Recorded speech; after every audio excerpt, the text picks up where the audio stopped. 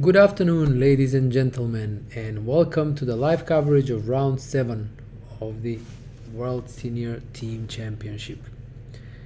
After the rest day, we entered the final third of the event, and now every match and every game matters double or even triple. Don't forget that, what is at stake is the title of a world champion, so we have several contenders, at least in the S50 section. So they are playing each other, and every match win is measured in gold. So we start the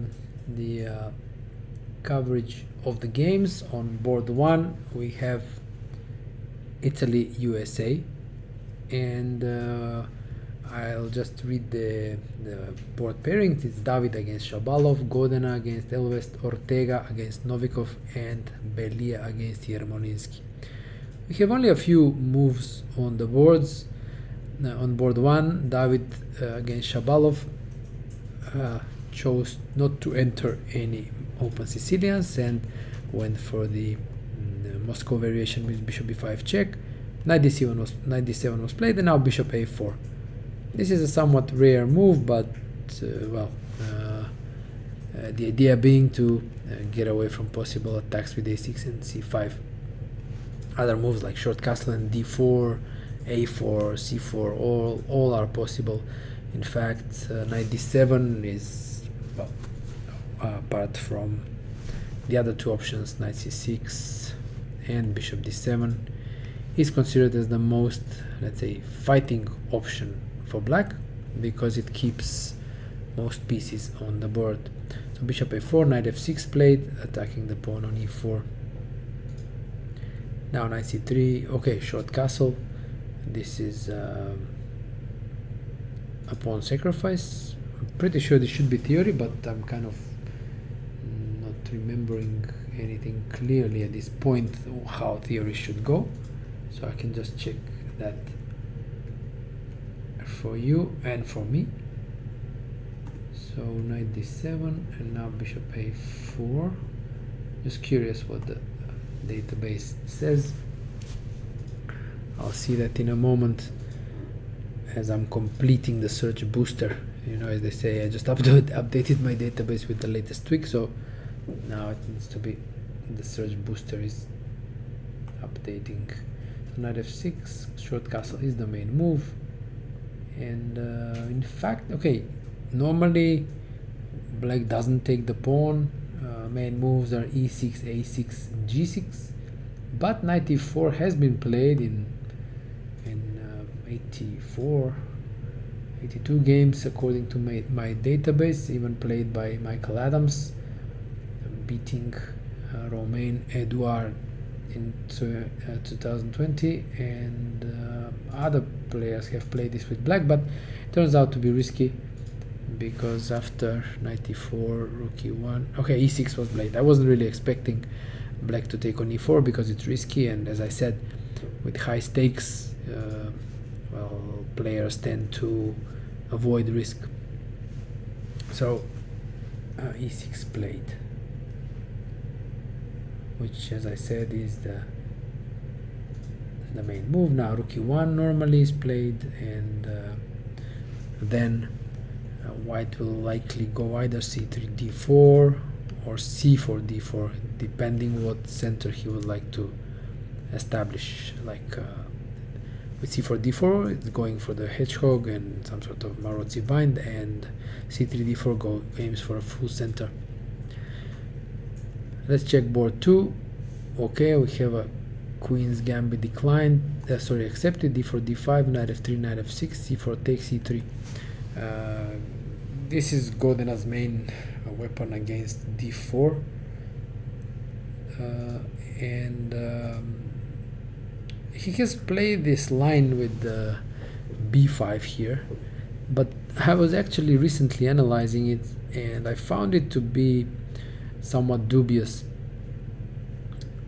I was looking at it also to play it with black sometimes, because it looks like some sort of a shortcut, not going for the main lines with, let's say, e6, bishop c4, c5, short castle a6. This is the tabia of the Queen's Gambit decline, and here there is a really a lot of moves that white can play, starting from dc5, but Phoenix preferred move a4, queen e2, rook e1, even the pawn sacrifice e4, knight c3, b3, knight d2, a lot of moves. So it made kind of sense to me to try to circumvent that theory and still obtain some Queen's Gambit accepted lines with b5, a4, b4, bishop c4, and something like, let's say, bishop c7. But like I said, it is somewhat dubious, at least according to my latest analysis. So Godina goes a6, threatening b5. I'm pretty sure bishop c4 will happen. It did. And now e6 is played usually, and followed by c5. So likely we will see the tabia, unless after bishop c4 Godina goes for b5. But yeah, well, then okay, so e6 short castle played. Okay, the point is that b5 would transpose to those lines with early b5 that I just explained. For example, bishop drops back, and if, let's say, bishop b7, a4, b4, and there we are. And these, like I said, turned out to be pretty suspicious to me from black's point of view. As I said, Godina has played these lines before, and I'm curious to see if he has changed his mind about those lines, or will just play them again. So c5 played. Okay, so we are into really mainstream Queen's Gambit accepted theory. Here Elvest, as I noted, has a wide array of possibilities what to play. So let's move on board 3. We had another sideline in the Sicilian, but funnily enough, so when black goes d6, most of the times he wants to play the Najdorf, and the Najdorf being such a great opening and a great variation, which offers the sort of a perfect balance between theoretical stability and solidity and rich dynamic counterplay, which has grown tremendously in theory. White players started to explore all the possible sidelines on the way to the Najdorf. So that's why we have such a rise in the Moscow variation that we see on board 1 with bishop b5, and also sidelines like d4, cd4, queen d4, for example. Knight c6 has been played, and bishop b5. There is also a very popular sideline with queen e3. Queen looks weird on e3. The idea is to go c4 and knight c3 and establish a Maroczy bind with a weird queen on e3. Yeah, still white is willing to endure pretty much anything, or just to play any type of position, as long as it's not Najdorf, main lines of the Najdorf. And here we see that approach, but white played bishop b5 and black played queen d7. This is definitely less frequent than the main line bishop d7, when white has a choice whether to take on c6, bishop c6, and now choose whether to go for Maroczy structures with c4 or to go for quick development with, let's say, knight c3, knight f6, bishop g5, e6, and now long castle. This is more in line with the open Sicilian, when the queen will draw back, knight may come to d4, and white starts to play on the king side. An alternative to bishop takes e6 is queen d3, and aiming for the same Maroczy setup with c4, but for the time being keeping the bishop on b5. So queen d7. The threat is obviously to take on d4. White needs to decide. Normally the queen moves away from d4. Ortega is thinking, so perhaps he did not expect this from Novikov. I can also check what's the status of the latest developments in this line, because queen d7 is not such a frequent move, and this implies perhaps that it was a preparation by Novikov. Bishop b5, queen d7. So queen d3 normally played, bishop c6, but queen d3 is by far the main move.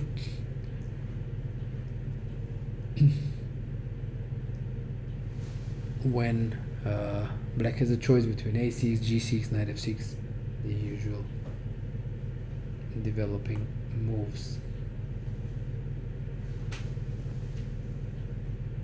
We will see what Ortega comes up with. Seems perhaps a bit surprised by queen d7. And on board 4 we have a Catalan, knight f3, knight f6, c4, e6, g3, d5, d4. Notice that Yarmolenski is playing d4, not bishop g2, in order to avoid these lines with early d4 by black, which have become popular after Carlsen used this idea of advancing d4 in his match against Nepomniachtchi 2021 in Dubai. Additionally, there are also the lines with dc4, when white usually gives the check, and again we don't have a Catalan as the pawn is on d2. So obviously white wanted to have a Catalan, but by starting with knight f3 likely wanted to avoid other variations that were or are probably part of Belia's repertoire. So Belia goes for bishop b4, bishop d2, bishop e7. I spoke a little bit about this subtlety of giving the check on b4 before entering the so-called closed system against the Catalan. The point is, I will repeat that the bishop is not so well placed on d2 because it takes away the square from the knight. And as I noticed, the main line of the closed variation, or what traditionally is considered the main line, sees white play bishop f4. So the tempo loss was bishop c1, bishop d2, bishop f4 for white, and for black it was bishop b4 and bishop e7. So both sides having lost the tempo. Yet on the way of doing so, black prevented white from employing the lines with knight bd2 and e4. For example, we saw this in the game Davis-Kutirov. Bishop g2, castles, castle, knight bd7, and queen c2. There are other moves except for queen c2. Obviously, there is b3, there is knight c3, there is bishop f4, but queen c3 is the most standard move here, when black usually plays c6 and establishes this very strong central structure which limits white's fianchettoed bishop. Then he usually goes b6 and develops the bishop to b7 or a6. So far, okay, opening stages of the match. We can't say, well, how things are going, as I expect all players to be in their preparation.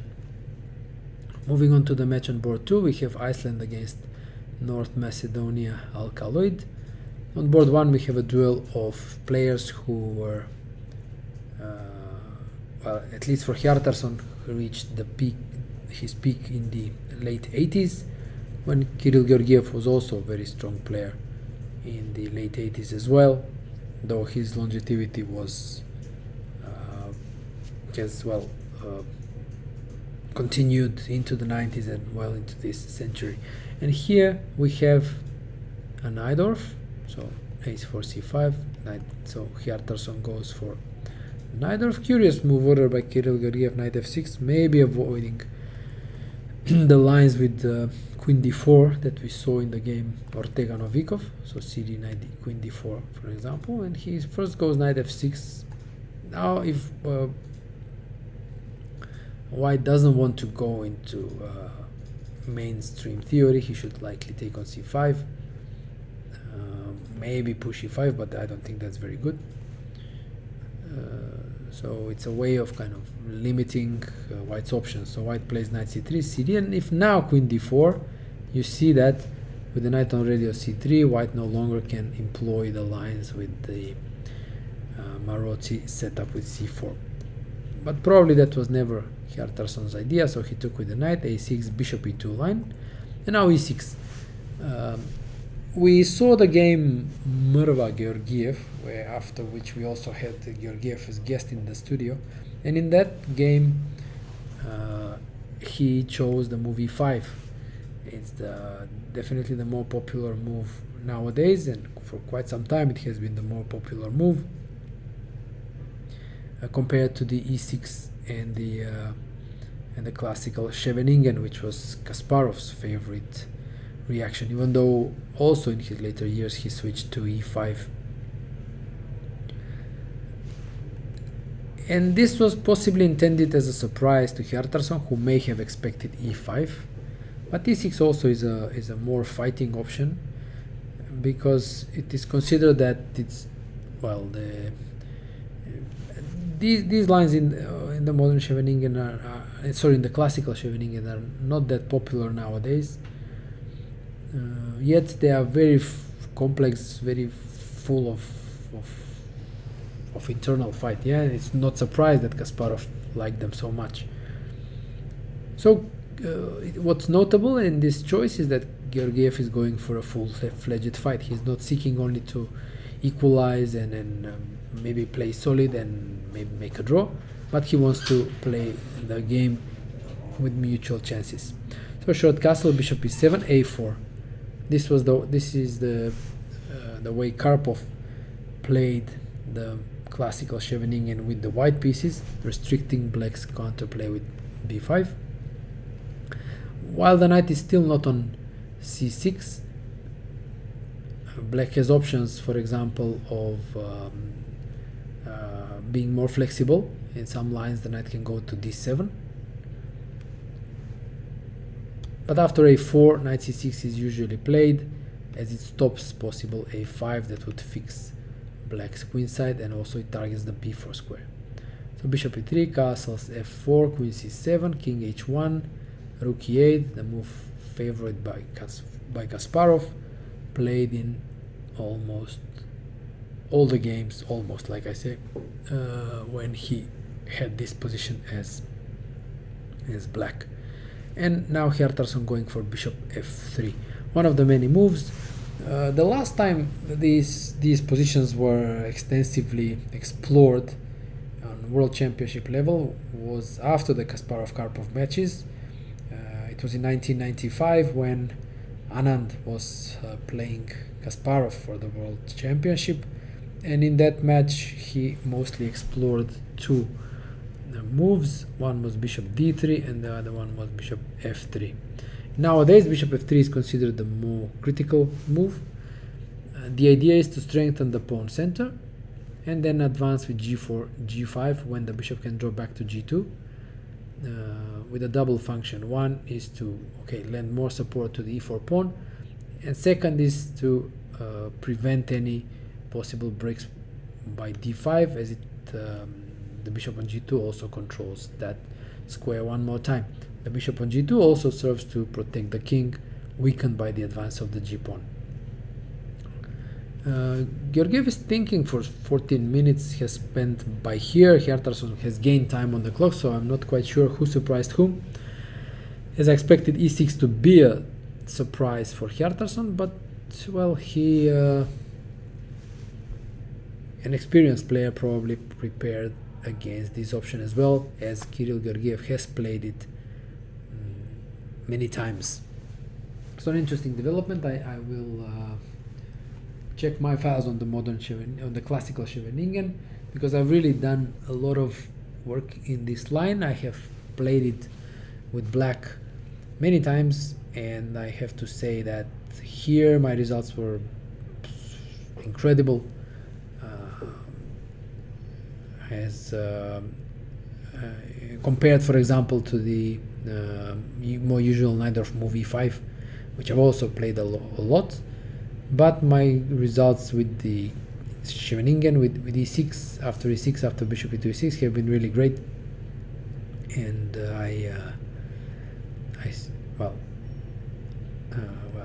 I've done a lot of work on it, so I just want to compare what I have here.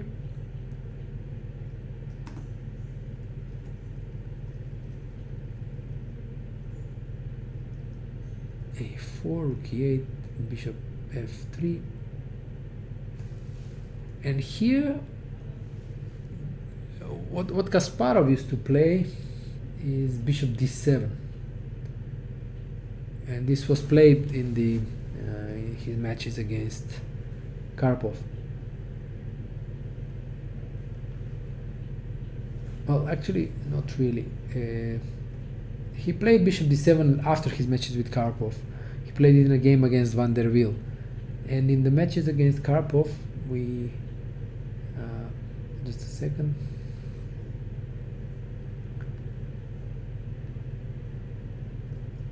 He actually played rook b8 as Kirill Georgiev played here. So that was the move played in those great encounters, and it's curious that Hjartarson plays a tempo, the move queen d2, which was also played by Karpov, and yet that is not the reason why rook b8 has fallen a bit off the radar. In fact, what started bothering black players after rook b8 was the direct move g4, and this was the reason why rook b8 kind of stopped being so popular. And the main line goes knight takes d4, bishop d4. There are really some really forcing lines here. e5 takes on e5, bishop a7. This was the subtlety the white players discovered. Rook a8, g5 now. The point is to remove the knight from f6, so the knight can jump to d5.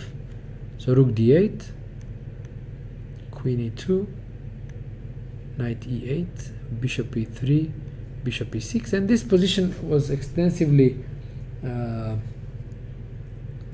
analyzed and played out in the late 90s. Kasparov played it more than once. He had games against Topalov in 1997. He played it against Anand in Las Palmas 1 year after the match in 1996, when the like all three moves, bishop g4, queen f2, and even knight d5, scored tremendously for white. Practical experience showed that this is a position that is favorable for white. And in fact, consulting the database, the last time this position has been played was in 2020. That's already 3 years ago, so nobody has gone this way ever since. Therefore, I find it puzzling, I guess, that Hjartarson goes for the old move queen d2, but maybe he who knows, perhaps they are he's just fond of the memory of the matches, and just remembers what he was studying back in the 80s. We'll never know unless we ask him. Yeah. So now Georgiev's turn. Will he go for the move Kasparov played in the matches, which is bishop d7? Although Kasparov has played knight a5, has played knight d4, which is probably inferior. there is a move like bishop f8. So interesting, I think, theoretical duel here of a variation that is no longer popular, but is very still complex and interesting. Let's check now what happens on the second board. Nedev against Pettersson. What do we have here? Another Najdorf. So Najdorf, h3. Nedev has never been shy of the open Sicilians, except when his opponent plays knight c6 on second move, so then he usually goes for the Rossolimo, bishop b5, not wanting to enter the open Sicilians and risk playing against his own favorite Sveshnikov Sicilian. So h3, e5, knight b3, bishop e6, f4, d5. Okay, this is an early confrontation in the center. Should be theory, yet I can't recall now what exactly should be played. I will check. So e5, knight b3, bishop e6, f4. I knew about g6, but d5. Oh, d5 in fact is the least often played move in the position. So if we just go one move back, so you have bishop e7, g6, b5, e takes f4, knight b7, knight c6, queen c7, and d5 only 7 games in my database compared to over 300, for example, with bishop e7. d5 has been played in all the games that I have, bar one, I think. Yeah, bar one, are computer games. And well, the score is pretty like 70% in white's favor. Here black should play knight e4, and the games have continued with, let me check, knight e4, knight e4, d4, queen d8, king d8, and now knight d4, bishop e4, bishop e3. I'm just curious how good this is actually for black. It doesn't seem too good, and I'm surprised black is thinking here, so maybe there is some mistake in translation, because knight e4 should be the only move for black. And thinking for 13 minutes here is definitely strange. A surprising choice for black. Not a very often played line. Perhaps he wanted to take Nedev into an endgame, let's say knight e4, knight e4, d4, takes on d8, king d8. But the endgame doesn't look too great for black. Let's say knight d4 is one option, develop the bishop and castle is another. Looks like white has the initiative in the endgame. Let's see. Let's check board 3. Arnason against Bogdanovsky. Guess the opening. It should be a running quiz in this championship. Guess the opening. And if you say Caro-Kann, you have probably 80% chance of getting it right. Caro-Kann, here knight d2, no exchange variation. We haven't checked the other game, so we don't know whether we will see the exchange variation. So takes, knight f6, the modern line, takes on f6, bishop e3, bishop d6, bishop d3, castles, c3, rook e8, knight e2, knight d7, queen c2, knight f8. Black decides to play without this modern idea of h5, h4, at least for the time being. Now it's white. Okay, white goes for long castle, and this I mentioned in one of the earlier rounds that has become quite popular. The plans with long castle featured heavily in the semi-final match in the World Cup between Anna Muzichuk and Nurgül Salimova. incredibly sharp variations in this line as both players start to play for an attack. Salimo was more successful in that match, and the lines are definitely worth exploring and offer possibilities for sharp play. We will see how this develops. It can turn, it can become sharp as soon as early middle game. Board 4, Stanojevski against Thoralson. Another Moscow variation, bishop b5 check, only this time with bishop d7. Bishop d7 and now knight d7. Traditionally, queen d7 has been considered as the main move, with the option, of course, to develop the knight on c6. But knight d7, for example, was something I recommended in my course, in my chessable course on the anti-Sicilians, because I found it much easier to handle with black, as his plan is very simple. Go knight f6, then depending on circumstances either e6 or g6, put the bishop to e7, g7 and castle, and black finished with development. So I find it as a pretty easy line to play. However, after short castle, knight f6, rook e1, e5 was definitely not what I suggested.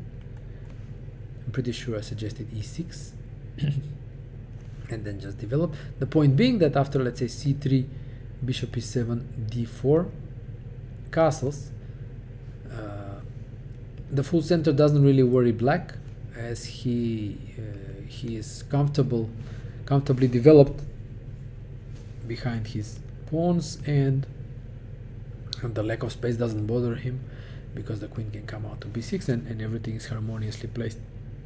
And something like e5, knight d5 is not really threatening. Therefore, e5 is a surprise to me. Why would black play that? c3, bishop e7, d4, the natural expansion, takes, short castle, knight c3. Again, not, well, I suppose he took on d4 in order to avoid possible, for example, let's say short castle, d5 or dc5, let's say dc5, then the d5 square is a pretty big hole, and white has easy play by getting the knight to e3 and ultimately perhaps to d5. Also, f5 is somewhat tender, and white's bishop is better than black's. These are the reasons why he took on d4. So cd, short castles, knight c3, a6, a4. In fact, playing the Moscow variation, white should be satisfied with the outcome of the opening. Usually white doesn't get this kind of a pleasant position out of the opening. So I think things have gone pretty decent for the Macedonian player.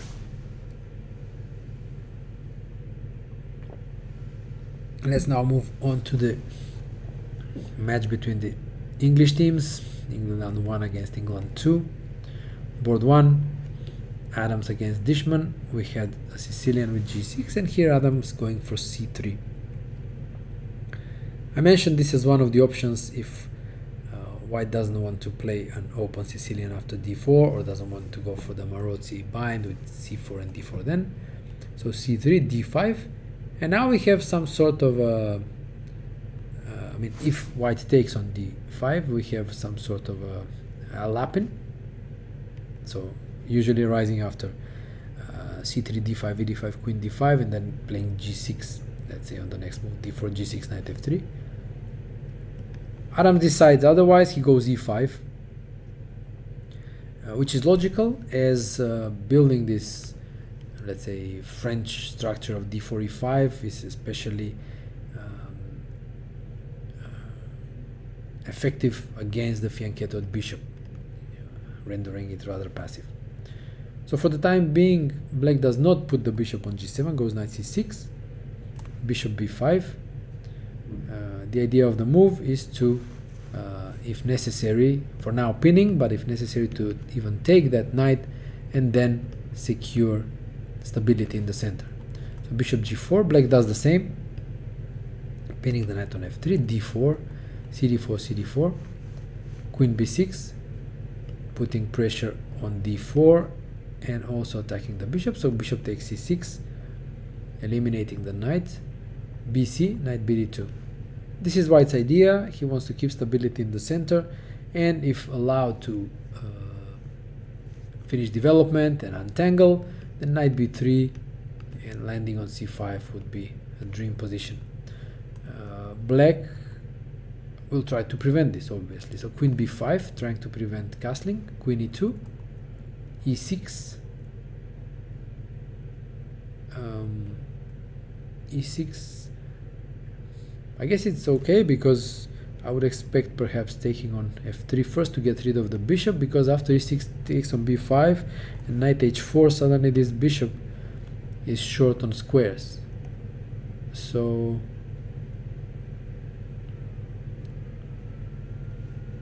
I mean, g5 may be a move, as then after knight f3 black can get rid of the bishop, but perhaps it's not that scary. Going back to f5 and then maybe even escaping to c2 may be possible.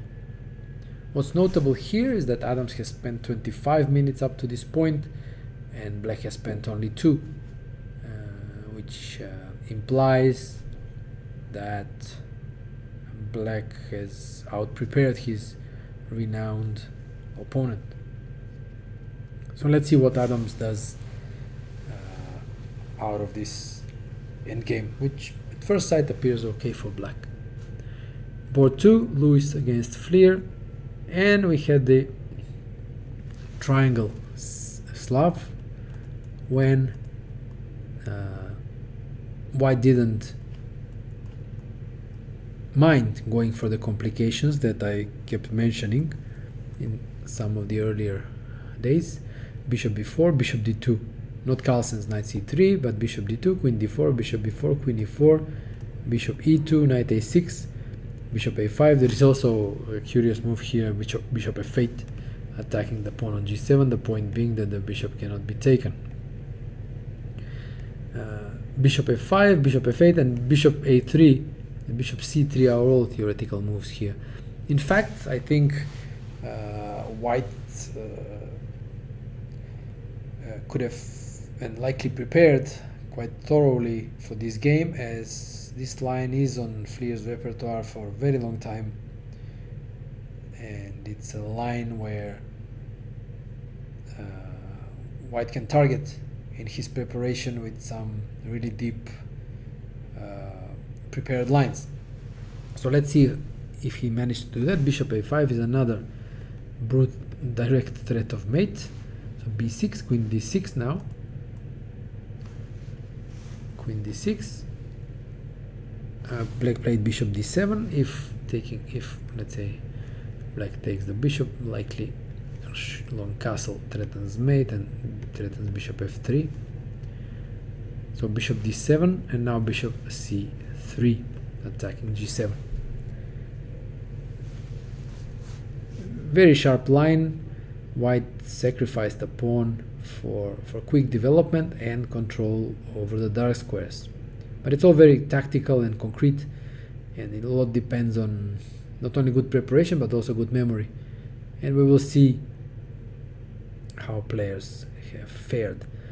Something surprising happened to the clock times, as now it shows that White had spent just 24 minutes up to here, which is strange, as if he is prepared to go into this line, he should have been, well, playing more quickly, whereas Black has spent only 7 and now is thinking, well,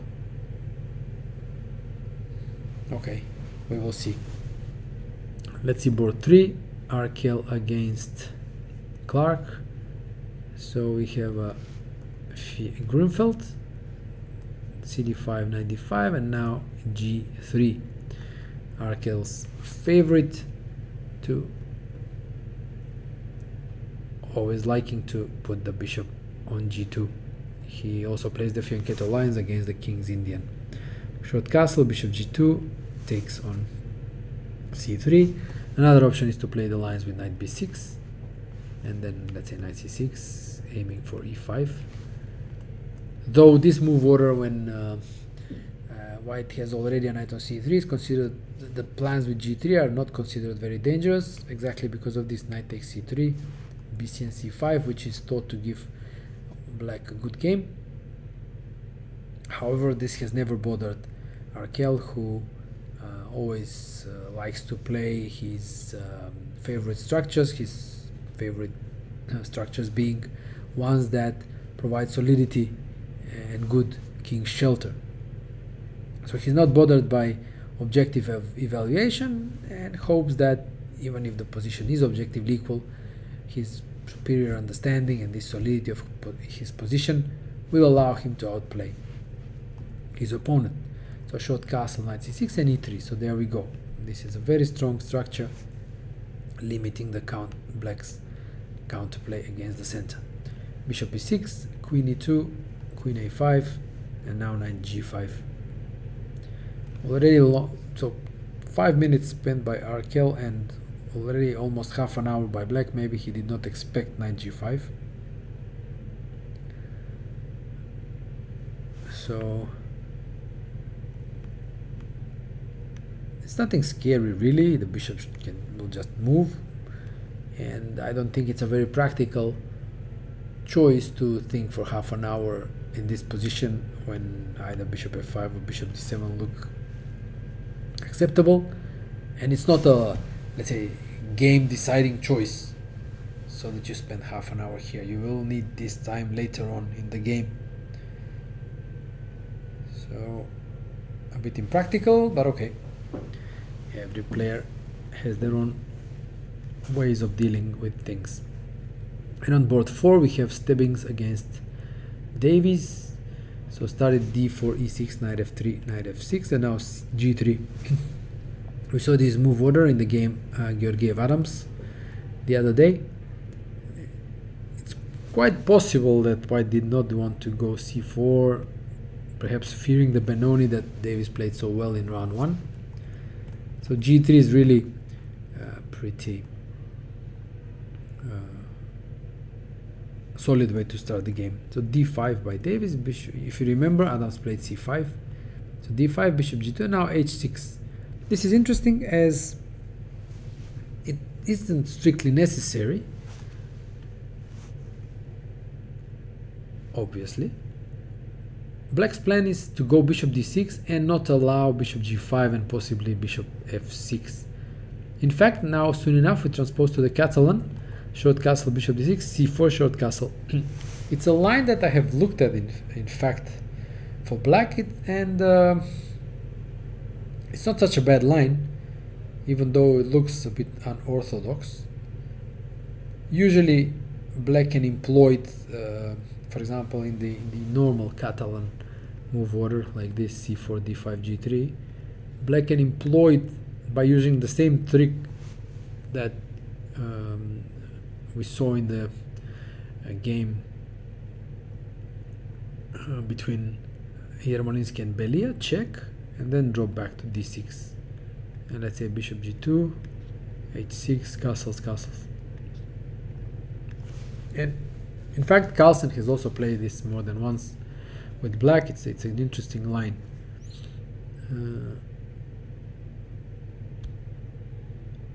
We have the position here without a bishop on d2. So white played queen c2. And here I have the impression that Davies perhaps mixed things up, as usually black's plan when putting the bishop on d6 is more, let's say, Ragozin oriented, and the common move would be knight c6. The idea being to take on c4 and push e5. This is how usually black plays in this line. b6 looks strange. C takes d5, ed, otherwise e4 comes. Knight d5, e4 doesn't look too good. So ed. And we have this structure that we saw in some of our previous commentaries. As I said, it's considered somewhat better for white, as b6 is not ideal from black's point of view. He would like to have it on b7 and play c6. But now b6 has weakened the queen side. And we have more transformations. Knight c3, the bishop b7. I guess Davis wanted to allow the following transformation, even though I'm always skeptical towards these kind of long-term positional decisions when you double your pawns. Bishop b7, knight b5 being the issue. The bishop cannot move because c7 is hanging, so knight c6 now. Knight takes d6 and now cd. Of course, cd, not queen d6, because queen d6, let's say bishop f4 is just very bad for black, as he really has no compensation for these problems on the c file, let's say after rook c1, and the lack of bishop pair. So cd has been played. The idea of taking with the c pawn is to avoid problems on the c file and that pawn on c7, and the pawn on d6 is quite useful in covering d5 square. On the other hand, black's setup is really passive, as these double pawns do not allow for much dynamism in the position. It kind of goes counter to what Nigel said on the first day when we had him here in the studio, when he said that he felt more comfortable playing with black when he had some initiative, and that he enjoyed the Benoni.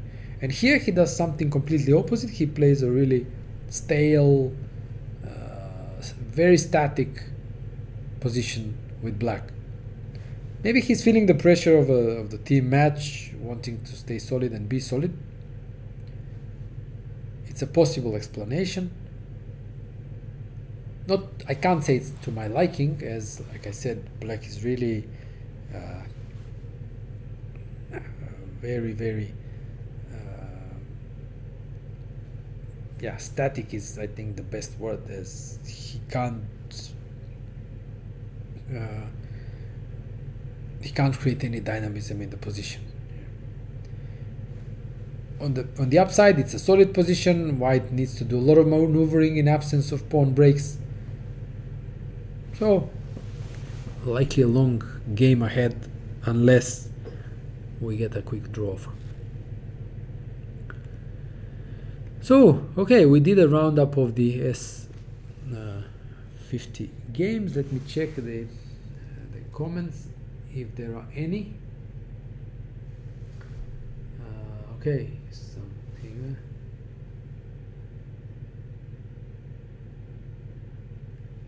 Yeah, playing. I mean, I still haven't checked the games in the S65, so if it's a Sicilian in Nun's game, that's probably good news for us.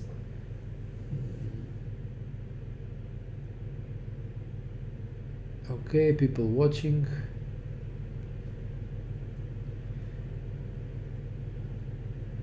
Boohoo. I'm not sure people have lost interest in those over 30. I mean, there are quite a few legendary players here, and I'm pretty sure that at least I haven't lost interest, because I have followed these players all my life, and for me it's interesting to see, for example, how they evolved or maybe adjusted their repertoire, styles, understanding in modern times. These players have been playing chess since the 80s, some even from earlier. So it's, for me, I haven't lost interest. It's not at all. Neko Koneko, do you think it's worth to start playing chess at 50? I think it's worth playing chess at any age. It's a very interesting game, and I don't think age really matters. If you learn something interesting that occupies your mind, keeps your brain active, and maybe even, depending on the person, stirs up the competitive spirit in you, I don't see any shortcomings in learning chess at any age. So if you're thinking about it, I mean, if you're already here, I'm pretty sure you already know chess. You know how to play. So if somebody's asking for an advice, go ahead, just recommend to learn chess at any age. It's really a good game.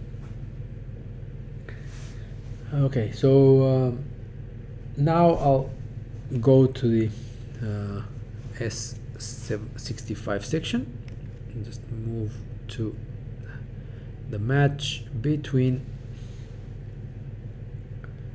Germany, Asker, and France. On board 1 we have Knack against Ljocki, so d4 e6.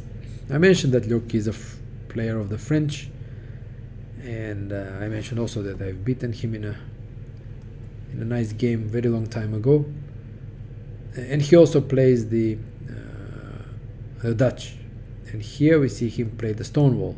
So knight f3 f5, g3 knight f6, the bishop g2 d5, castles bishop d6, c4 c6, and b3. One of the, I think, easiest systems against the Stonewall. It's a really strategically sound system, as with all these pawns on light squares, it's clear that the dark squared bishop is the one of great importance for black, as without it there are a piece that controls these weakened dark squares as a result of putting all the other pawns on light squares, and that piece will be exchanged, so that will weaken the dark squares. So the idea of b3 is just to go bishop a3 and exchange. Queen e7 for black, trying to prevent bishop a3. In fact, this cannot be prevented for too long. For example, if white insists, let's say bishop b2 castles, white can go just queen c1 and force through bishop a3. A matter of taste, knight e5 is also a theoretical move, short castle, queen c2, and now b6. I have always, studying these positions, I have always felt that this is black's better choice for the development of the light squared bishop. Traditionally in the Stonewall, the bishop had this route of bishop d7, bishop e8, bishop h5. But without a knight on f3, this can be slow and, well, not very effective. b6, I've always thought it's better to have it on b7. That decreases chances of a kingside attack. On the other hand, the bishop is developed more quickly. However, here, after b6, c takes d5 has been played, which is it's a concrete approach. White could have just continued developing. Sometimes even a4 is an idea, not only to allow for bishop a3, but also to challenge black's queen side. c replayed, and now black needs to decide how to recapture. cd would be the, let's say, I think the more desirable recapture, as it just clears the c file, something like bishop b7, rook c8. On the other hand, well, the knight is quite dominant on e5, but black recaptured e takes d5. This, on the other hand, creates a weakness on c6.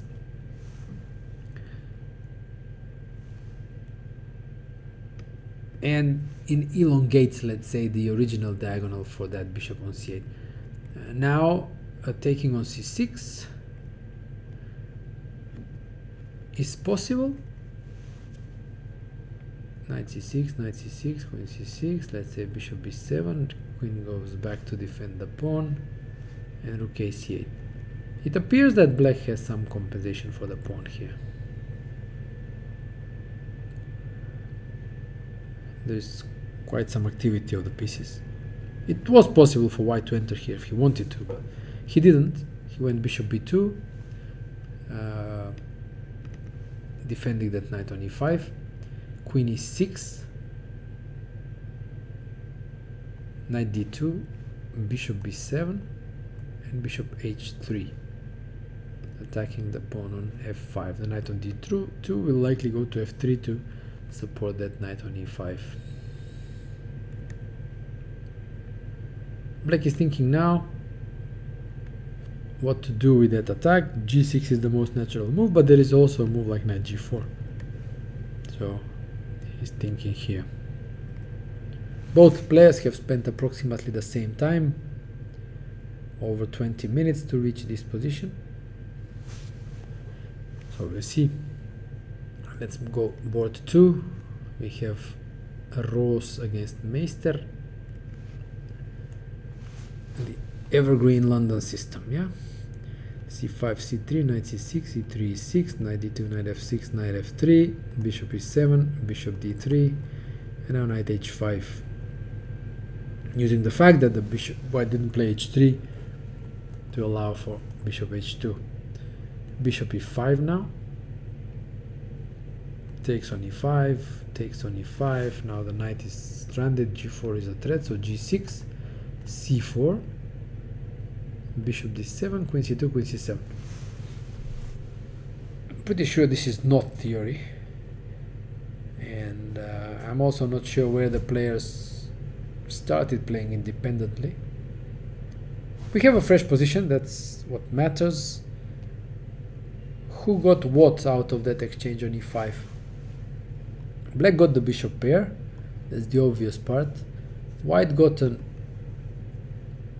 aggressive looking pawn on e5 and sidelined black's knight on the rim. So it's likely balanced, as neither player has committed anything serious or any mistake. The fact that we have already this balance in the position means that yeah, we will have an interesting fight ahead here. Kalinchev against Baudre.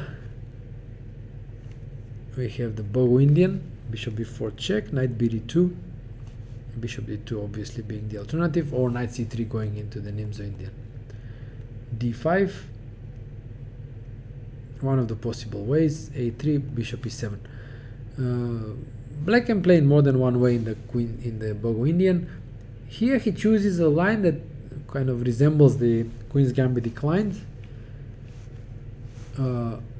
Black wasted time on bishop b4 check and bishop e7. The argument in favor is that the knight on d2 is not ideal. It would rather be on c3, and the fact that the knight is on d2 also blocks the development of the bishop on c1. So Black is arguing that this was worth spending tempo on. e3, short castle, queen c2, b6. b6, the usual way to solve the problem of the light squared bishop in the Queen's Gambit declined. The usual reaction for white when b6 happens is to take on d5, as white does not want to wait for the bishop to appear on b7, or black to take on c4 and then play bishop b7 and have an open diagonal. Oops, sorry.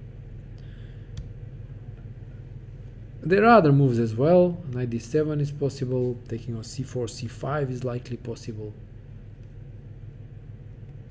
So a5 also is possible to stop some expansion with b4. But b6 was played, c takes d5, and now e d5. And we have the same structure as we had in the game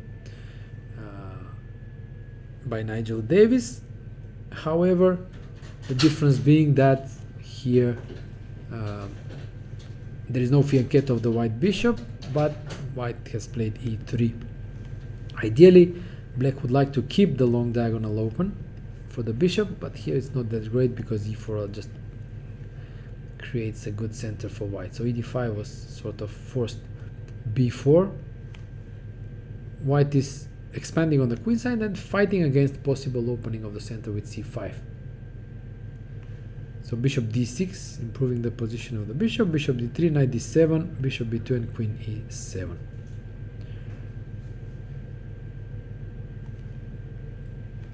Likely what we will see is that the bishop will come to b7, black will jump knight e4. On the other hand, by not playing something like a6 or earlier bishop b7 and maybe c6, white has the additional option here of playing b5 fixing black's queenside, especially the pawn on c7. The knight on d2, as you can see, is not ideal. It would rather be on c3. And for example, in the game, the Davis game, we saw the possibility of playing knight b5 and going after that bishop on d6. So the pros and cons for both sides. Again, both players seem to be spending quite some time. Bodo has spent over half an hour. Kalinchev 17 minutes and thinking. We will see how this develops. Obviously, it's a complex middle game for chances of both sides. On board 4, we have Gifar against Köhler, and we had a King's Indian. A King's Indian with the rare plan of bishop g5, which was in fact favored by Vasily Smyslov. I mentioned Smyslov the other day as a player that you could follow or check the games of when you need opening ideas. And in the, I think it was in the 60s, he came up with the system of bishop g5 against the King's Indian. Normally played after knight f3, but it was already knight d6, knight f3 was played. He played it quite a bit. It's a possible system, just one that does not want to play in black's hands by having e4 and so on, and giving black the typical King's Indian play. So h6, usually it's useful to determine the position of the bishop. Bishop normally goes to h4. And now black castled.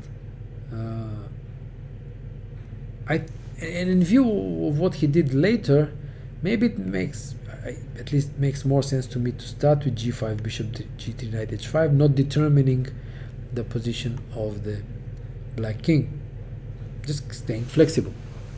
Maybe in the future, black, okay, after taking on g3 at some point, we'll play e6, queen e7, let's say knight c6, bishop d7, and possibly long castle. In fact, this plan was very nicely employed by Mikhail Botvinnik in some of his games, even though those games were played in the Torre attack, with the pawn being on c3 rather than on c4.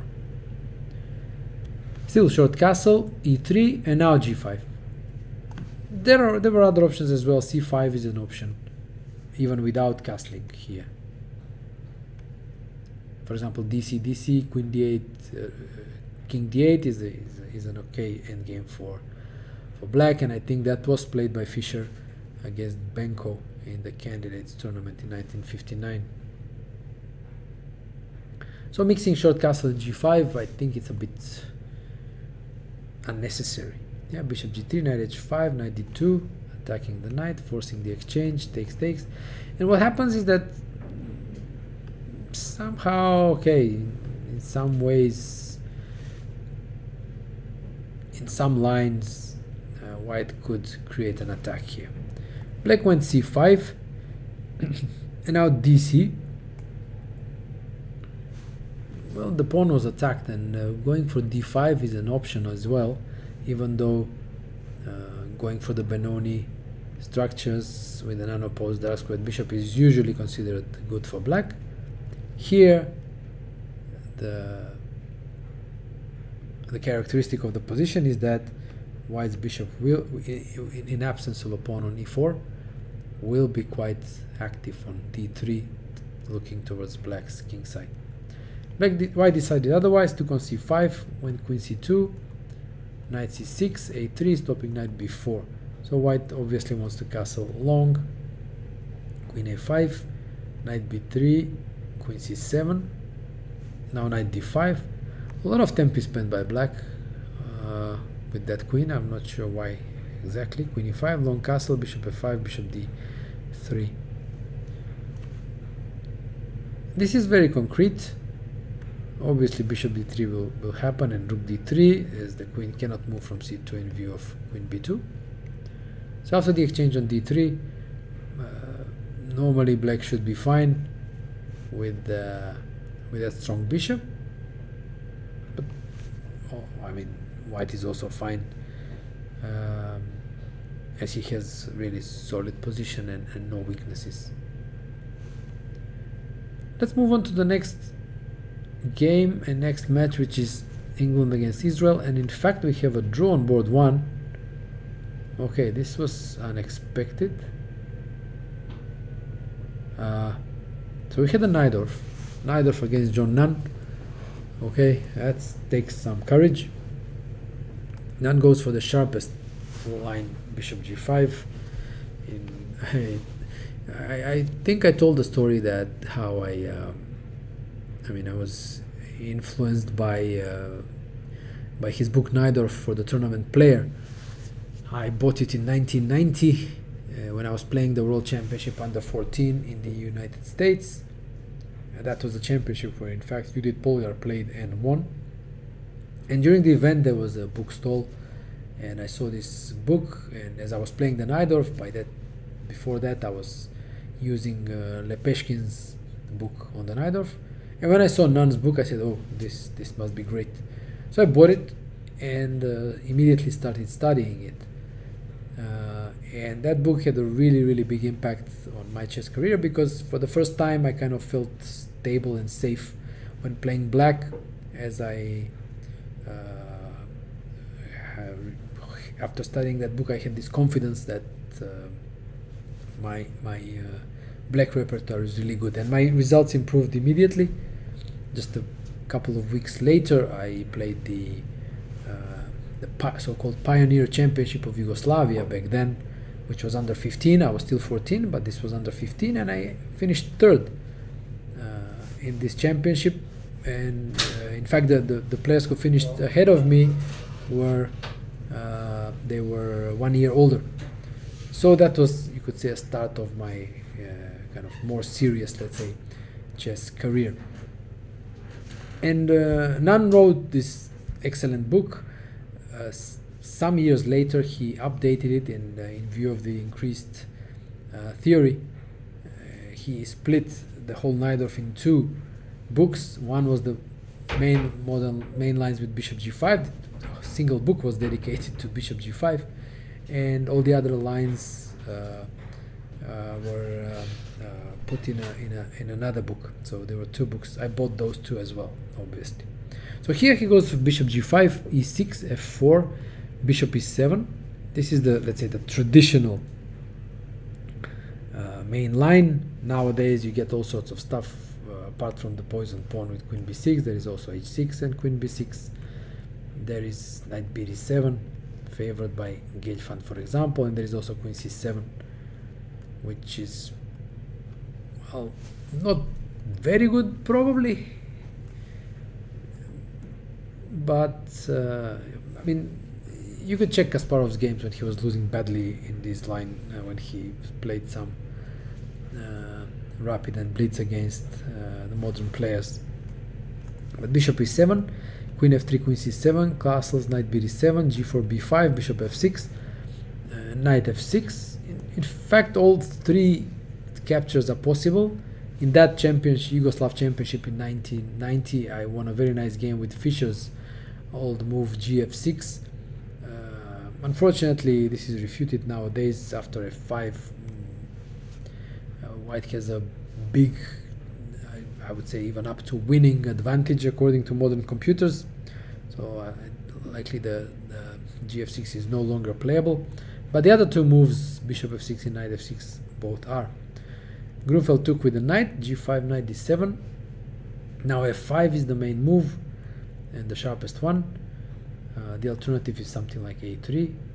When it was this was very popular in the late 50s and early 60s.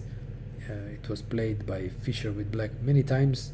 In the beginning he was playing the usual move bishop b7, but this turned out to be pleasant for white. And then it was discovered in the 60s that the correct move is rook b8, going for b4 and fast counterplay, and Fischer won a really memorable game against Minich in this line.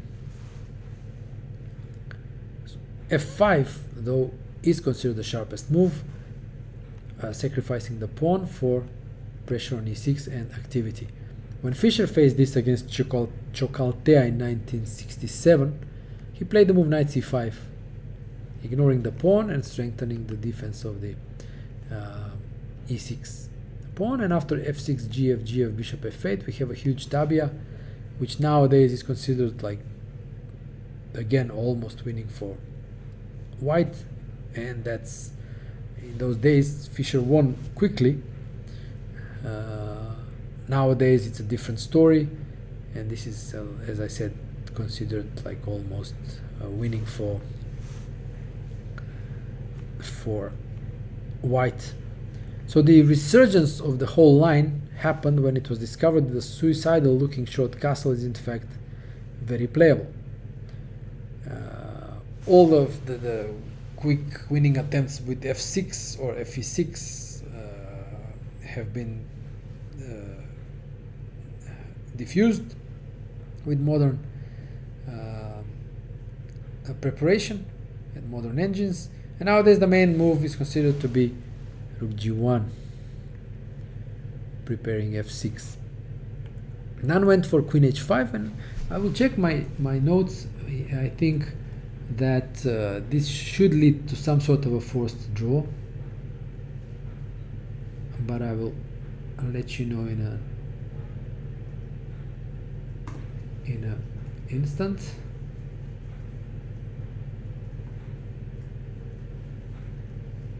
I have analyzed really extensively, and yeah, I remember this. So I remember this correctly.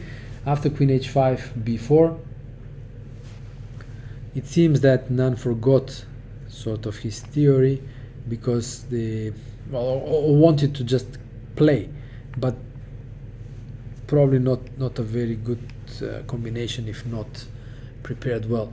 Rook d3 is the main move, and after bc we have some really tremendous lines. I will show you. Rook c3 first. Yeah, now queen b6 is the only move. Then knight c6. Now bishop f6 is the only move not to lose. So black needs to be really well prepared and have a good memory of all the lines, not to lose immediately. Now I'll just show you some spectacular stuff. e5. Yeah, g6 again the only move, because something like, let's say, d takes e5, rook h3, h6, gh6 wins for white. So g6, then queen h4 is correct. Queen h6, queen f2 even wins for black. So queen h4, guarding that square. Bishop takes e5, knight e7 check. King h8.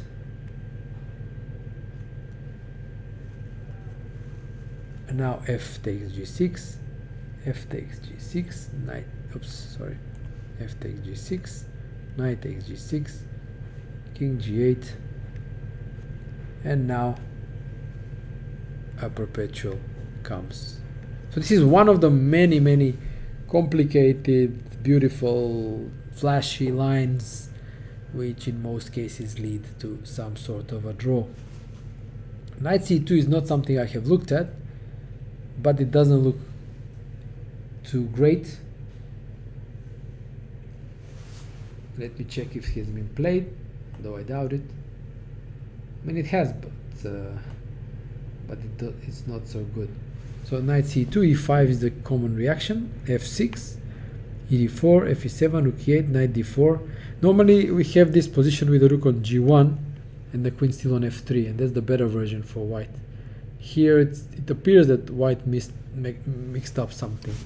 So g6, queen h4, knight e5, bishop h3, queen e7, bishop c8, and draw was offered and accepted.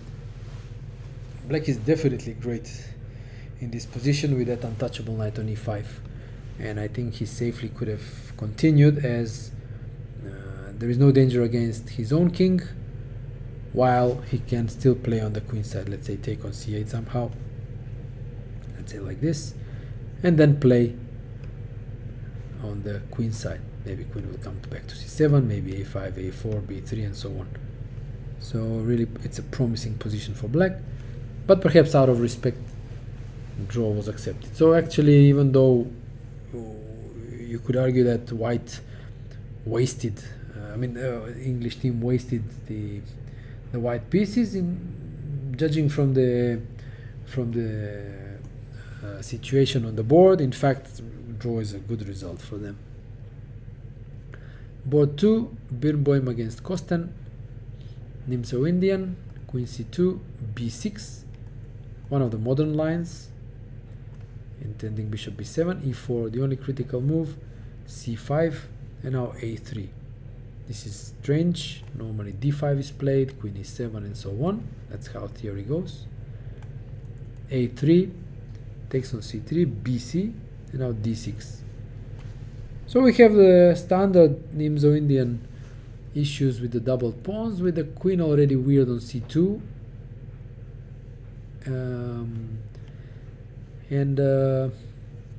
Black having the standard plan of knight C6, bishop A6, and targeting that pawn on C4. So bishop D3, knight C6, knight F3, and now E5. I suppose black just wanted to fix the center, though it wasn't strictly necessary. I suppose he could have gone bishop A6 or knight A5, but okay, E5, D5, now knight E7. In this closed center, and especially with the inability to open the C file, it makes less sense to go to A5 and bishop A6, as white can easily defend that pawn on C4 with something like queen E2, and then these two pieces are kind of out of the game. So black sends the knight to the king side, so knight E7, and now one of the ideas is to push through F5. Knight H4, typical move for white here. The idea being is to stop knight G6, as that can be met by knight F5. So knight H4, H6, G3, and now G6.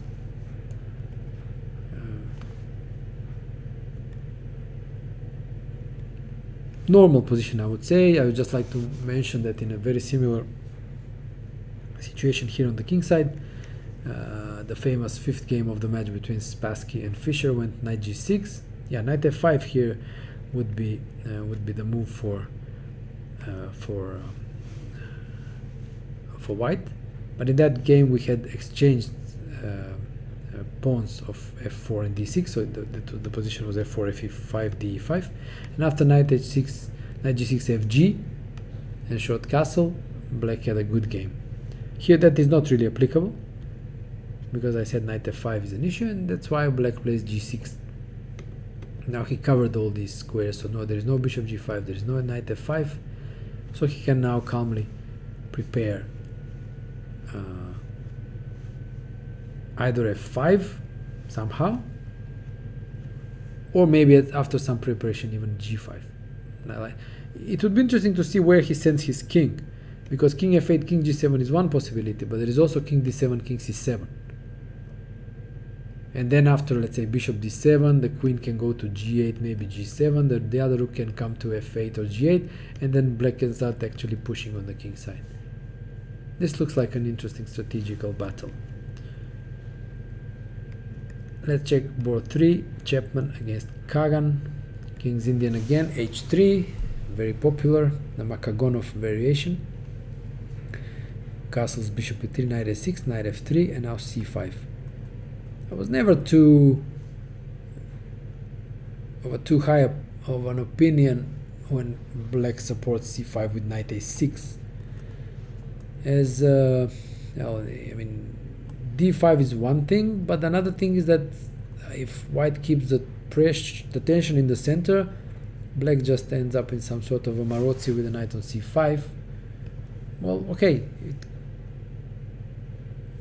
it appears that it's just one piece too many, because usually it's the other knight that comes to, let's say, after knight D7, knight C5, yeah, and then bishop D7, bishop C6 is the typical Marozzi. Here there's an extra piece, and that extra piece is kind of gets in the way as black lacks space. So queen C2, threatening B4, A5, rook D1. various plans for white. I think there are also even some lines when white castles long. So these are also very fun lines. But okay, rook d1, bishop d7, f4. Nothing wrong with starting with castle first. I guess the idea after f4 was that if bishop c6, that white can go bishop f3, defend the pawn, and not worry about putting the bishop in front of the pawn, even though I guess bishop c6 can also be met by knight c6 and e5. So queen c7, getting away from the d file. c7 is never really a good square for the black queen in these Maroczy structures, as it's always subject to some sort of an attack by a knight. Okay, castles, knight at e6. It already looks very congested for black. Knight f3, avoiding the exchange. Yes, avoiding it with knight b5 was a good alternative. Knight f3, bishop c6, now knight d5. When knight d5 happens, ideally black wants to exchange, to take on d5 with the knight, so as not to give up the pair of bishops. Here that's not possible, so bishop d5 is played, e d5, knight c5, and now knight d4. This looks like a really standard Maroczy gone bad for black. It is a Maroczy though, and with its usual resilience of black's position, though here it's really without counterplay. So pretty good opening for Chapman. Board 4, we have Afek against Baker and the 4 knights Scotch. Usually a knight c6, bc, bishop d3, d5, takes castles, castle cd, bishop g5, c6. Usually considered as one of the most solid openings for white against e5, and one when he often chooses when he wants to make a draw. Though this is not always the case, sometimes people just want to play these positions where white has the better structure. 3 islands, pawn islands for black, and only 2 for white. Okay, A, B, C, F, G, H. On the other hand, black has some more space in the center thanks to the pawn on d5 and in this one on c6. So knight e2. There was some time ago there was a kind of resurgence in the interest of this line, thanks to the plan that Kramnik came up with, something like queen f3, c6 and h3, and then putting the bishop on f4. Nothing major, just a playable way. People got excited about this plan, tested it out. Nowadays it's just one of the possible plans. Bishop g5 was played, okay, c6, knight e2 now, rook e8, knight d4, queen d6 and queen f3. What I find strange is the time management by white. He chose this line and should have been prepared, I expect, yet it appears that he has only 39 minutes left on the clock, which is very strange to my mind. Well, maybe the times are not exact. Let's see. Now white actually wants to take on f6, and for example after exchange of queens to take the pawn on c6. Black can remove the knight from f6 to e4 or even maybe g4, or just play bishop d7 and defend that pawn on c6. So just a normal position. Let me check the comments.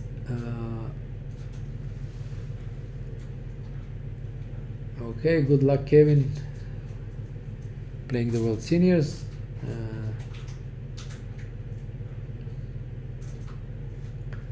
Yeah, thank you Deepak Gore for your kind words about my commentary. And to answer your question, why no one plays the Dutch? In fact, Carlsen played the Dutch several years ago. He played the Stonewall several times. He even beat Anand with it. The problem is that it's strategically not a very sound opening. Whether you play the Stonewall, you open that gap on e5, and if you play the Leningrad, there are many lines for white that just give white easy play. And this is the main reason, I think. First, because it's easy to prepare against, and then especially the Stonewall, strong players don't want to give up eternal weaknesses like that e5 square for very little in return. If you take, for example, the Sveshnikov, Sicilian, when black gives up the d5 square and allows white a monster knight on d5, what black gets in return is this very lively piece counterplay, very big piece activity, sometimes chances for an attack. In the Stonewall, you don't get that, and you get very little in return. You have this stability in the center thanks to that pawn structure, but that's pretty much it. So the best players are very good at maneuvering when they have a stable advantage, as in the Stonewall. So it's not a common choice for them. They normally strive for more solidity when playing with black. So okay, I think now it's likely time for a short break after this first round of the games. I will pop down to the playing hall now to see how things are going live, and I'll be back soon enough and we'll continue our analysis. See you soon.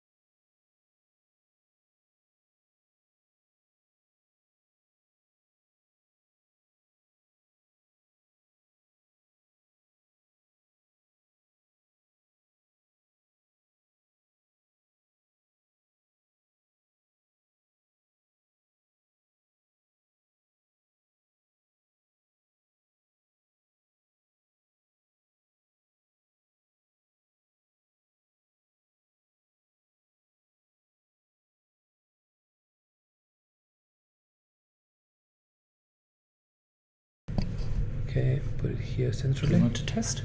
No, it works fine. Yeah, so okay, I left this board as well. Okay, this is off. Hi, bye. Hello, and welcome back to the live commentary of round 7 of the World Senior Team Championship. We have a guest with us here, and that is Jonathan O'Connor, the captain of the Ireland team here at the S65 section. Jonathan, welcome. Thank you very much, Alex. We just met downstairs, and Jonathan expressed his desire to come here, and he actually has quite interesting ideas of what we would like to talk about.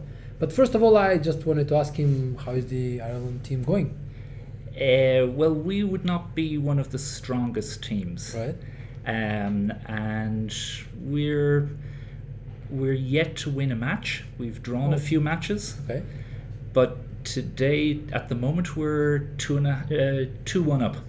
Okay, so you need a draw basically. We to need win a draw to win the match. Unfortunately, our games are never broadcast live. Exactly, I was going to say. So this, everybody will have to wait until tomorrow morning when they're up on Chess Results website. Actually, they will put them tonight. The results are usually up tonight. So right. yeah.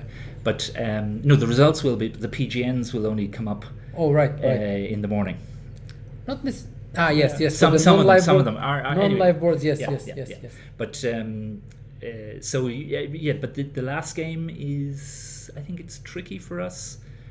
Our player sacrificed.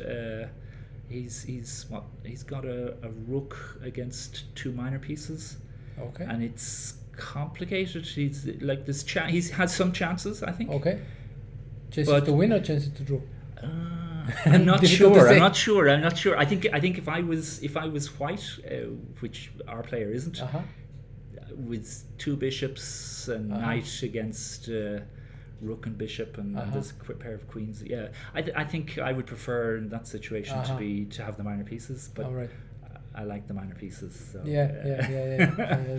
Okay, so good luck to your player. Yeah. Mm-hmm. So you mentioned just before we started that recently you had like almost your best result in your career, recently playing at the Irish Championship. So can you tell us a bit more about this tournament when you had a great result, and maybe just more generally about chess in Ireland? Okay, well, in chess in Ireland we have our big tournament is the Irish Championship. Right. And it's one of the few tournaments where we play 1 game a day. Yeah. Unlike I know for you as a professional player, like you would absolutely hate playing our weekend tournaments where you play 3 games a day on a Saturday. I know. It's a killer. I know. If you're young and fit, you can do it. Yes. But it's still tiring. And if you're not young and fit like me, then you don't play. You know what you do? You do play, but you take a bye in the 3rd round on the Saturday. You take the Saturday evening off. Is this how Banrati is? That's Banrati's plays that way. Yeah, exactly. And most of the tournaments in Ireland are these weekenders. And then we also have around Christmas, just after Christmas, in the last I think 10 years, we've had an organizer, John McMorrow. He's a great guy, and he has been organising these IM and GM norm tournaments. And we've invited players over from the UK and from Europe mainly, and they are there hopefully to be cannon fodder for our up and coming players. And I think we've had some good results, and it certainly gives an opportunity for our better players to play in these really serious events. Yes, and they're round robins, I suppose. Yes? They're round robins. Yeah. Do they also have 2 rounds per day? They have 2 rounds. I think it's 9 rounds in 5 days or 6 days, maybe 6 days, maybe. Still but tough. It's still tough. Yeah. And we've had. We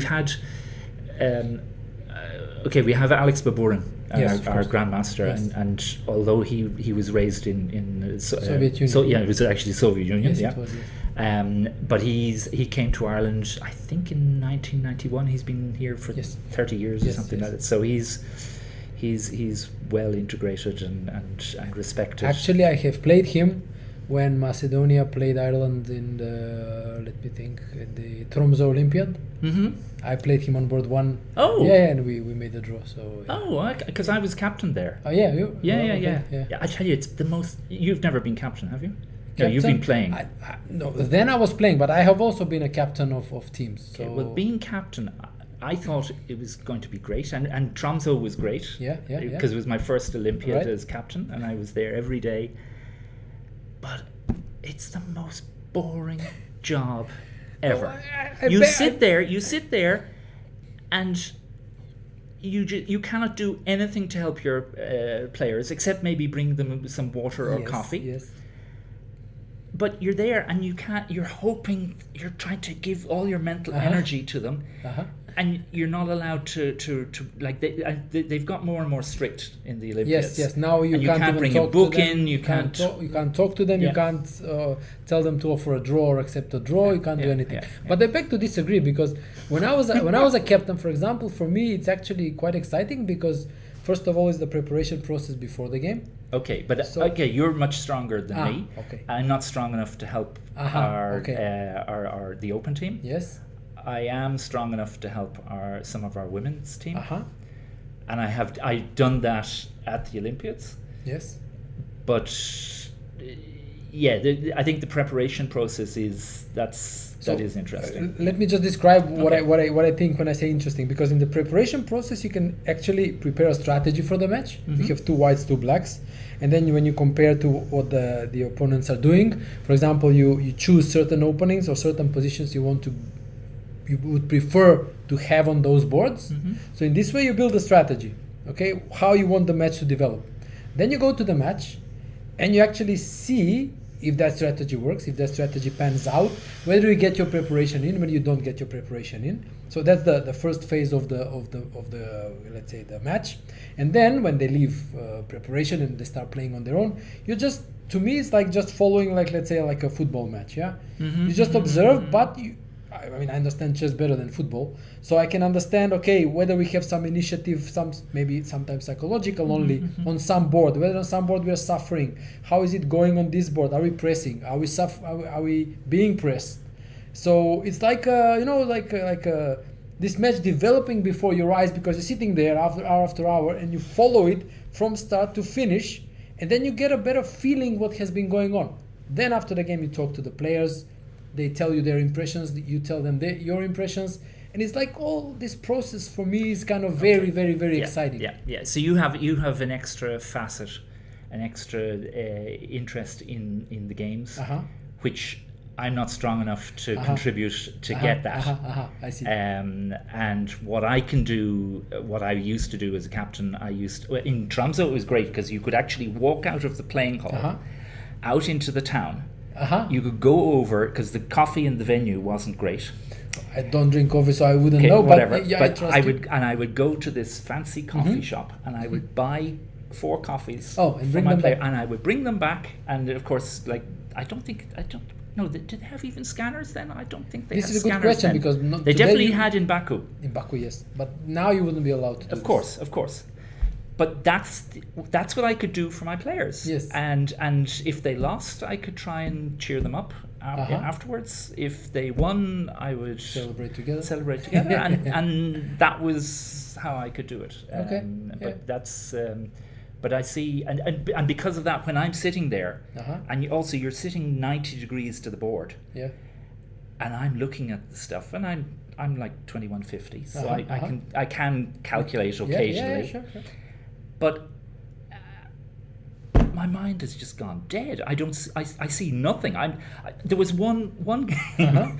I took over as captain in Chennai for one day because I was the delegate there. Are you okay? And I could give one of our captains a day off. Yes. So I know what it's like. So I said, yes. Please enjoy yourself. Go and see the city and whatever. And I'm there and I'm looking at this board. And I'm thinking, it looks still very complicated. It looks quite a good position for our guy. And then after the game, I realized our guy was up a whole piece. I didn't even notice that. That's how bad. That's what happens to my mind when I'm It sitting just there. goes blank when you're observing the games. Yeah. Well, maybe it's common. I don't know, because sometimes maybe it happens to me because you're not that engaged. Sometimes your mind gets tired. Okay, you check other games maybe or something. Then you come back and maybe need some time to kind of get adjusted to what you're seeing at the board. But captaining is it's not easy, especially this aspect of staying in the playing hall hour after hour. And I think for me at least the worst thing is that you can't affect the flow of the match or anything in the match at all. And the other thing, of course, is that you are the last person to leave every day. Oh yeah, that's true. I mean, that's like I had in Tromsø, Sam Collins, who's our one of our strongest players. He was getting into these rook and pawn endings every day, and they were going on. They were going on and on and on. And I learnt a little bit about rook and pawn endings from watching him, which was good for my chess. But you're always the last, and so there's no short days. No short days. No. Sometimes you can maybe cheat a little bit and leave before and leave your last player, but that's not really what a good captain does. No. You have to be there. Like, I'm a bad captain here because like I only arrived yesterday, and here I am. I should be sitting down there. So let's go back talking about your chess. Okay, well, you mentioned this great result you had at the Irish Championship, but also there was something else you wanted to talk about. So can you tell us about this? Yeah, because I'm here at the world senior teams. I'm conscious that we have some of the players here that were best players of their generation. Yeah. I mean, there's John Nunn, who was in the top 10 in the world. Yes. Adams was top 5. Yeah. So these players, they're very strong, or were very strong, and I'm curious to know, like, as you age, you don't have the same energy, you may not have the same desire to study the game. The game changes as well, like with technology, as we've seen. Like in my day, I learned everything from books. I had no coaches. Likewise. There was no internet. Likewise, and so you play and you read and you hope to get better, but and now of course you have then we had the internet and you had all the commentary, the live commentary came on, which was terrific, and now it's moved on now. Like I have 600 books at home. Oh, great! But I have 100 and something on my phone. Whoa. Which is a good reason why I'm not allowed to bring my phone into the playing hall. Agreed. So that's changed. I don't read a chess book on a board anymore. Or I just, it's great. So all digital, It's all digital, and I can move the pieces and I can click on the engine if I'm curious, and if I'm too lazy, which is also. Digitalization also makes us lazy, because otherwise in the past you would get a book, you would get a board, or just read from and then if you don't know what's going on, you have to switch on your brain. Nowadays we are lazy because we click and we switch on the engine. It tells the answer. Oh, that's it. Okay. And then we get out of the habit of using our brains. And this is, I think, the danger that technology poses for development, let's say. But I mean, addressing your question about as we age and also the game. I've changed my style completely in 5 or 6 years. Can you explain that? When I was growing up I started playing in '78. Okay.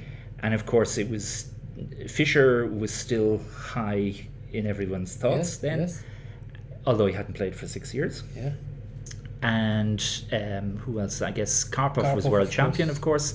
There was the big, huge, the long match in Baguio. Was there. It happened in '78. But my hero was Fischer. So I played the Sicilian. Yes. I played the poison pawn. Yes. And slowly, as Kasparov came, it got better and better and got recognition. He became my hero, especially as he's born in the same year as I am. He's a few months older than me. Oh, okay. So, you identify with these people. But I can't play like a Kasparov or a Fischer. Very few people can. Exactly. And although I was probably sharper tactically then, Yes. I certainly wasn't sharp enough to play openings like Okay. Kasparov. Okay.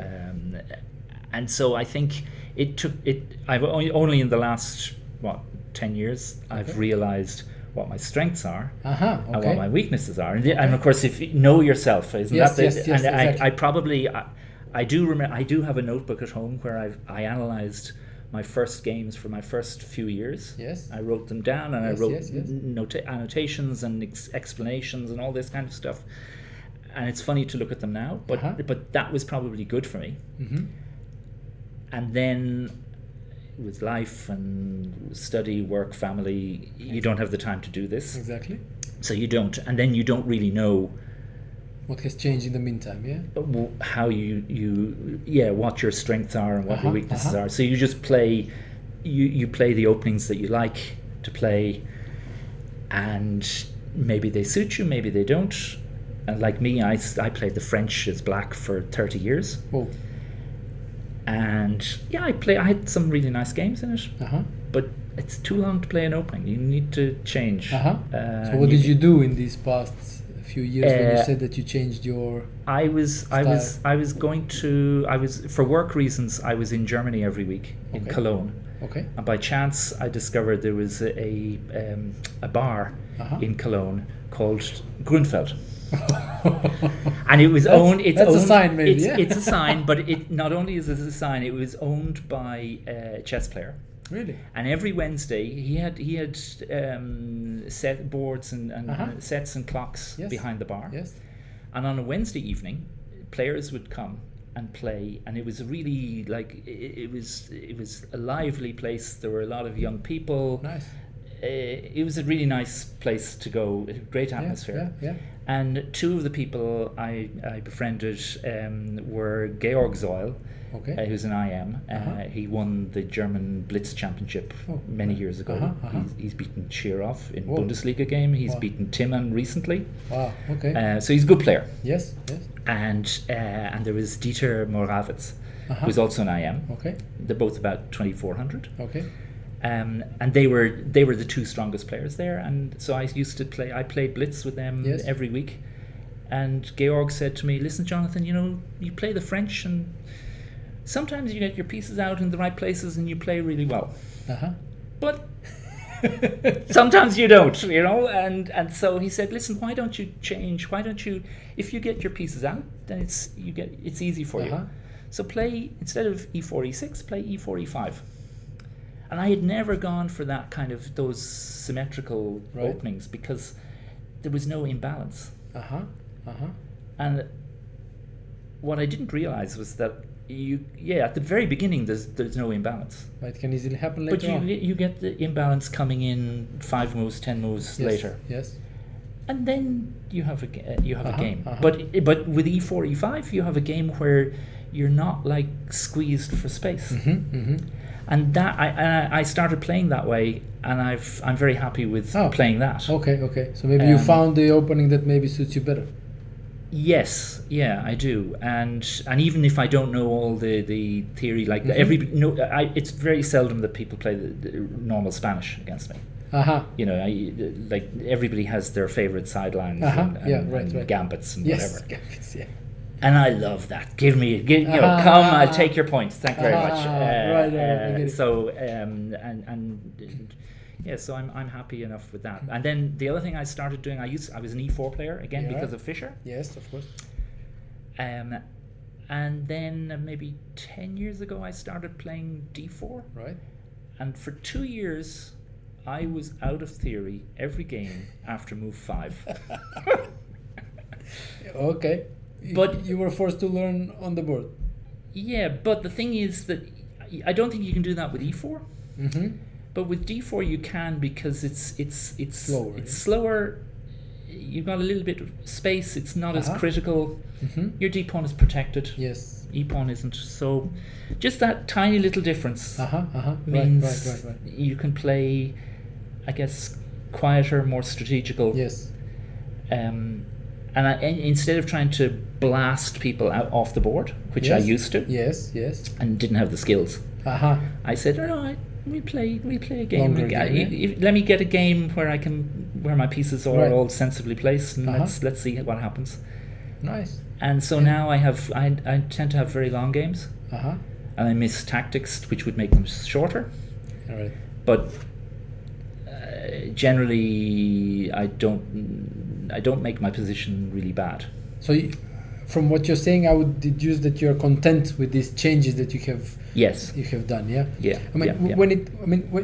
it's a question you asked at the beginning. I mean, when you ask about like what changes should a player, or if any changes the player should undertake when age comes and the ability is no longer the same. I have read actually conflicted advice here. The first advice I read was when I was young and I was reading Botvinnik's books, and he wrote that as the player ages, if the player wants to preserve their longevity in chess, the player should be able to reprogram, that was the word he used, himself. By reprogramming was, what he meant was, for example, what you did. So understand that, okay, I can no longer play tactical positions, I'm perhaps not that sharp tactically, I need to play more strategical, I don't need to rely so much on my calculation, I can rely more on understanding and so on. This may lead to change of repertoire, what you did. Yeah. So this makes sense. And then I read a very nice book, probably you've heard of it, and I would recommend it if you haven't read it. It's Chess for Life. Yeah. Yeah, okay, you know the book. Yeah. I've been having dinner with Natasha. Natasha, she's here. Yeah, I would like to have her here, but But she's playing. She's playing. Normally I invite people after they win their games. Okay, right. But I need to rely on the arbiters down there because we have 15-minute delay, Yeah, so I don't know what's Sure, going on. sure. So I need to be. I mean, they need to notice and call the player after they win. So in Chess for Life, one of the players who was analyzed there was John Nunn. Mm-hmm. And Nunn's advice was actually quite the contrary, even though we have to say that Botvinnik was talking about chess in general. So even as you age, he was talking about playing on the highest level. Whereas Nunn's advice, which I'm going to say now, was aimed at playing at senior events. So Nunn's advice was, don't change. Stick to what made you the player that you are. So if you become, let's say, a grandmaster playing sharp openings and opposing pawn and everything, stick to that because those are your strengths. And when you get to play, let's say, your senior opposition, sticking to your strengths makes sense because as you age, both you and your opponent are not calculating at the same level, but you're still playing to your strengths. Yeah. And for example, just watching the games here, I see that Nunn is actually trying to do that. What I'm a bit surprised, or maybe not surprised, but it perhaps unexpected a little bit, is that I see him make quite a bit of quick draws. And then we have another reason when it comes to senior play, which is stamina and physical condition. But this is curious because I was talking to some of the English players and they went for, one of them, Phil, I think it was, who went for Phil Crocker, I think is his name. Could be. And he went for a walk with John and Petra, who's John's wife. Yes. And the two of them walk incredibly quickly, so they're pretty fit. So maybe it's people. okay. So that is a surprise that John is taking these short draws. But there is also, it's not only physical condition, it's also mental stamina. Okay. And this is something else that's not widely spoken about because it's your ability to withstand the mental work that you need in these 4 or 5 hours. And it's also, that mental stamina also means that you have to withstand the pressure and the tension. And you know, different people react differently to this. I mean, okay, John Nunn, top 10 player in the 80s, 90s, and then he has been playing professional chess for so long. Maybe some people just tire more quickly or wear off more quickly. Right. So you can't say, only the person knows the answer. Yeah. Yeah, So it's funny. I mean, in Irish chess, there's somebody who I won't mention his name, but everybody knows that, you know, you get to move 35. And if the position is complicated, even if it's much worse for you, I can ask for a draw from this player, and he will accept because he cannot withstand the pressure. He cannot withstand the pressure, and he's a good player. But this pressure gets to him, and I know in the last few years in the Irish Championships, I've had a coach, a friend of mine, who's an IM, and a lot of the time he's not advising me what openings to play. Okay. He's more giving me advice about how the other player, how my opponent plays. Right. And That's he's also giving me like psychological encouragement to say, don't take a draw. Don't take an easy draw, even if the person, like, if you're playing somebody 200 points ahead of you. Yes. And they offer you a draw. That means they're worse. Good point. Good point. And you should not take the draw. Good point. Yeah. You should play on. And I used to give quite a few short draws. And I have stopped that completely. That's good. And yes, I lose some games. Of course. But I win more. Exactly. And I get to play, like in the Irish Championship in 2021, where we all played in masks. And actually, and I had this. They had we had the separate these barriers between between the boards. The glass barriers. And somebody in Irish chess circles, they'd said, right, okay, we've got some of our players are very nervous about playing, so they created this amazing setup where there were two boards. I played on one board, and my opponent played on the other, and we had to make.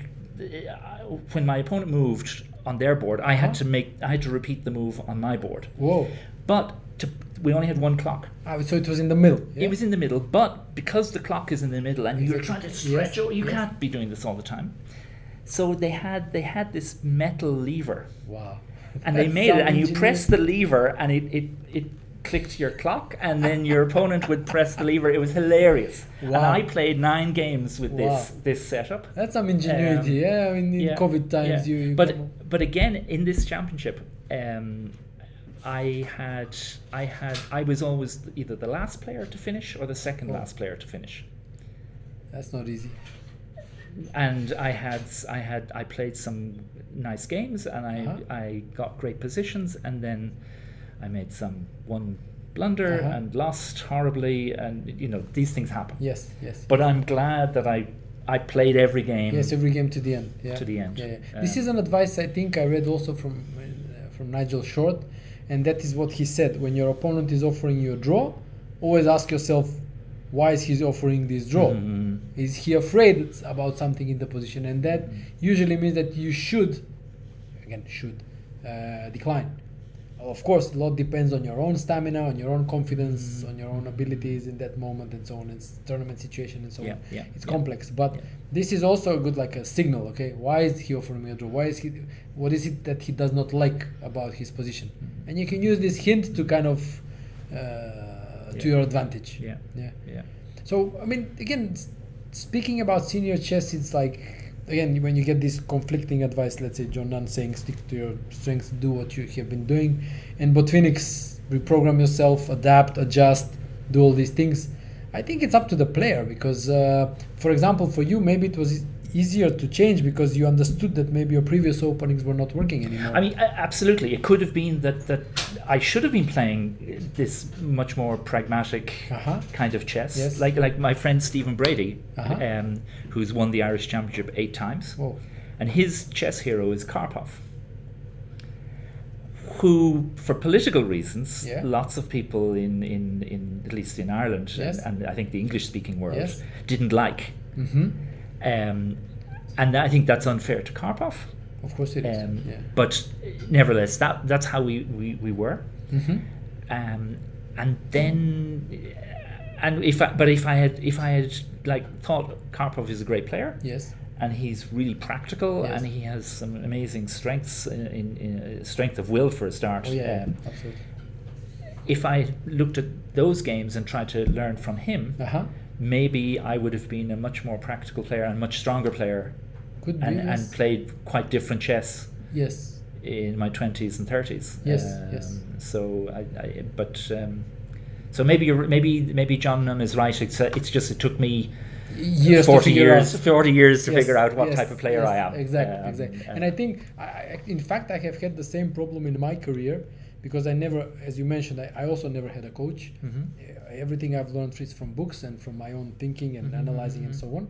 So, and that's why I think, I mean, I've now, after so many years, I realized the absence of a coach one of the main, let's say, advantages of having a coach is to see you objectively from the side and tell you, okay, I think maybe this is not working for you.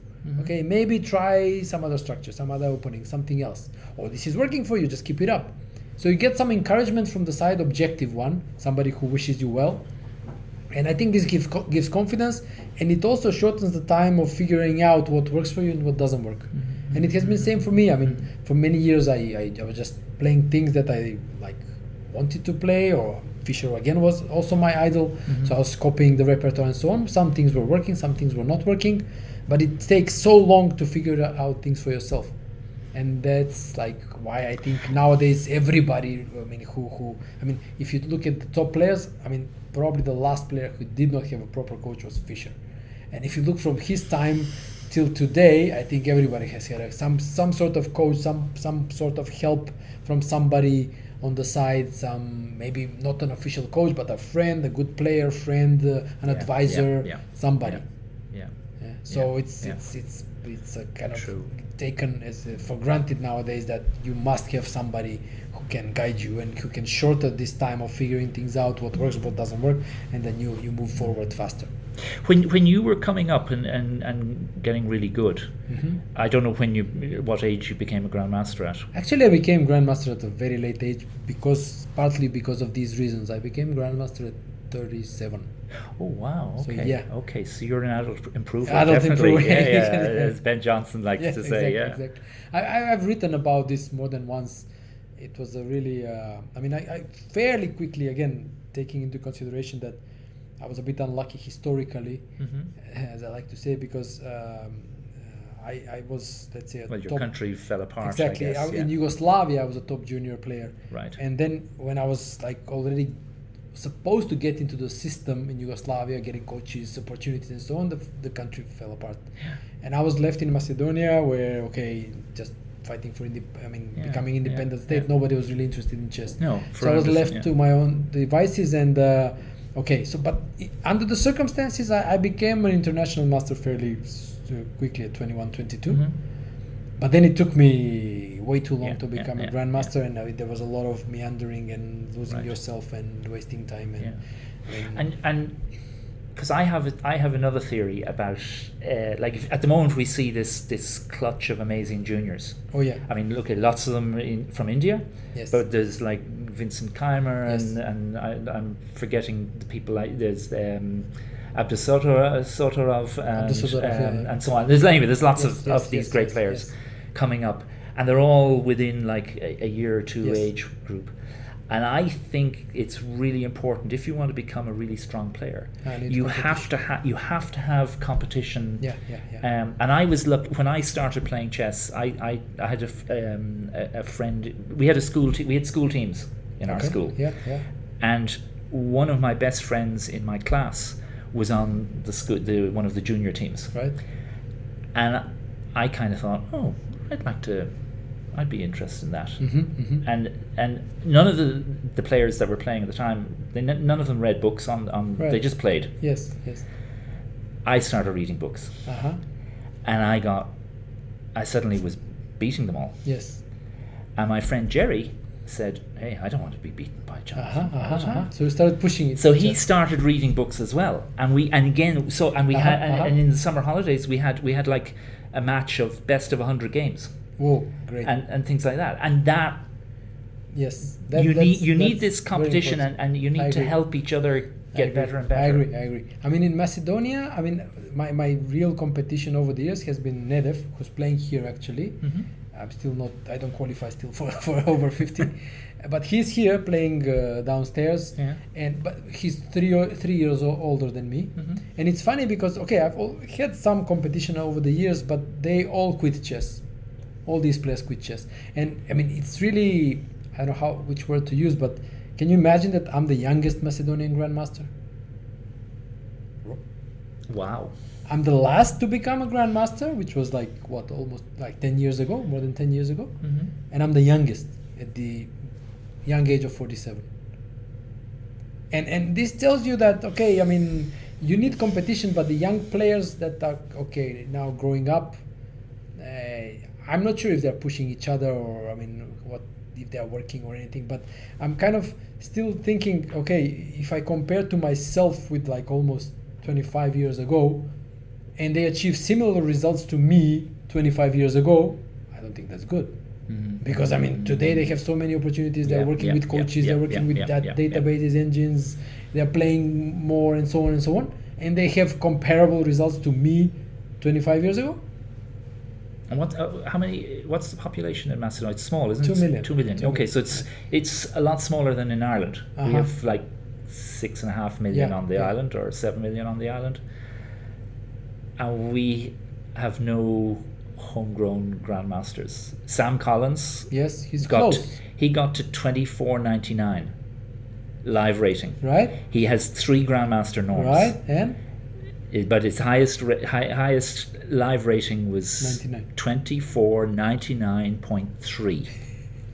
So and now what's his rating now? It's like 24.50 or something like that. And he's got a young family and this reminds me of job, my story. So yeah. he's not, and he's 40 now. So I would love to be able to say he's going to get his GM title in the next few years, but I because of his life changes and whatever, it's not going to happen.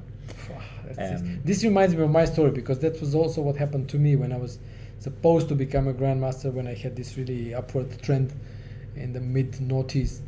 I came to 24.93 or 4 live, I mean official and live, and then a series of unfortunate events brought me back to 24.30.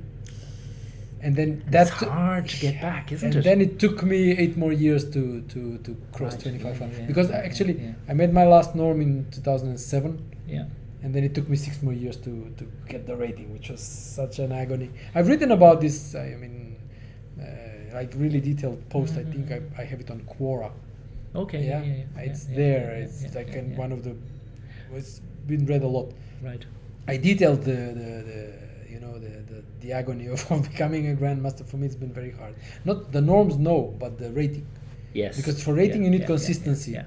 and I've never been really that consistent. So, I mean, I've had periods, but then you have other periods when you drop, and then that's not very good. But now we have quite a few juniors, a crop of, like this year in the Irish Championship. Yeah. I was the second oldest player. Oh. But we had the first 5 rounds, I think I played, the average age of my opponents was, I think, 15.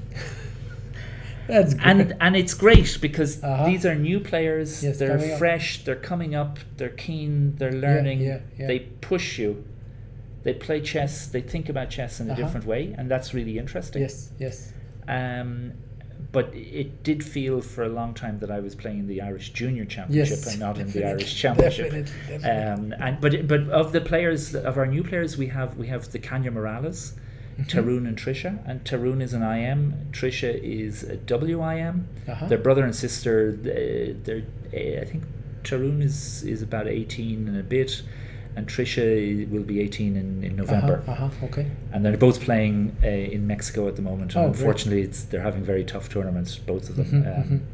Which hopefully I haven't looked at the games the last couple of days, but maybe hopefully Tarun and Trisha have turned that around a bit. But it's a tough tournament, I think. The World Junior. I mean, so many strong players there. And there's lots of people who are underrated. And if you assume they're easy, then you're lost. No, easy. No.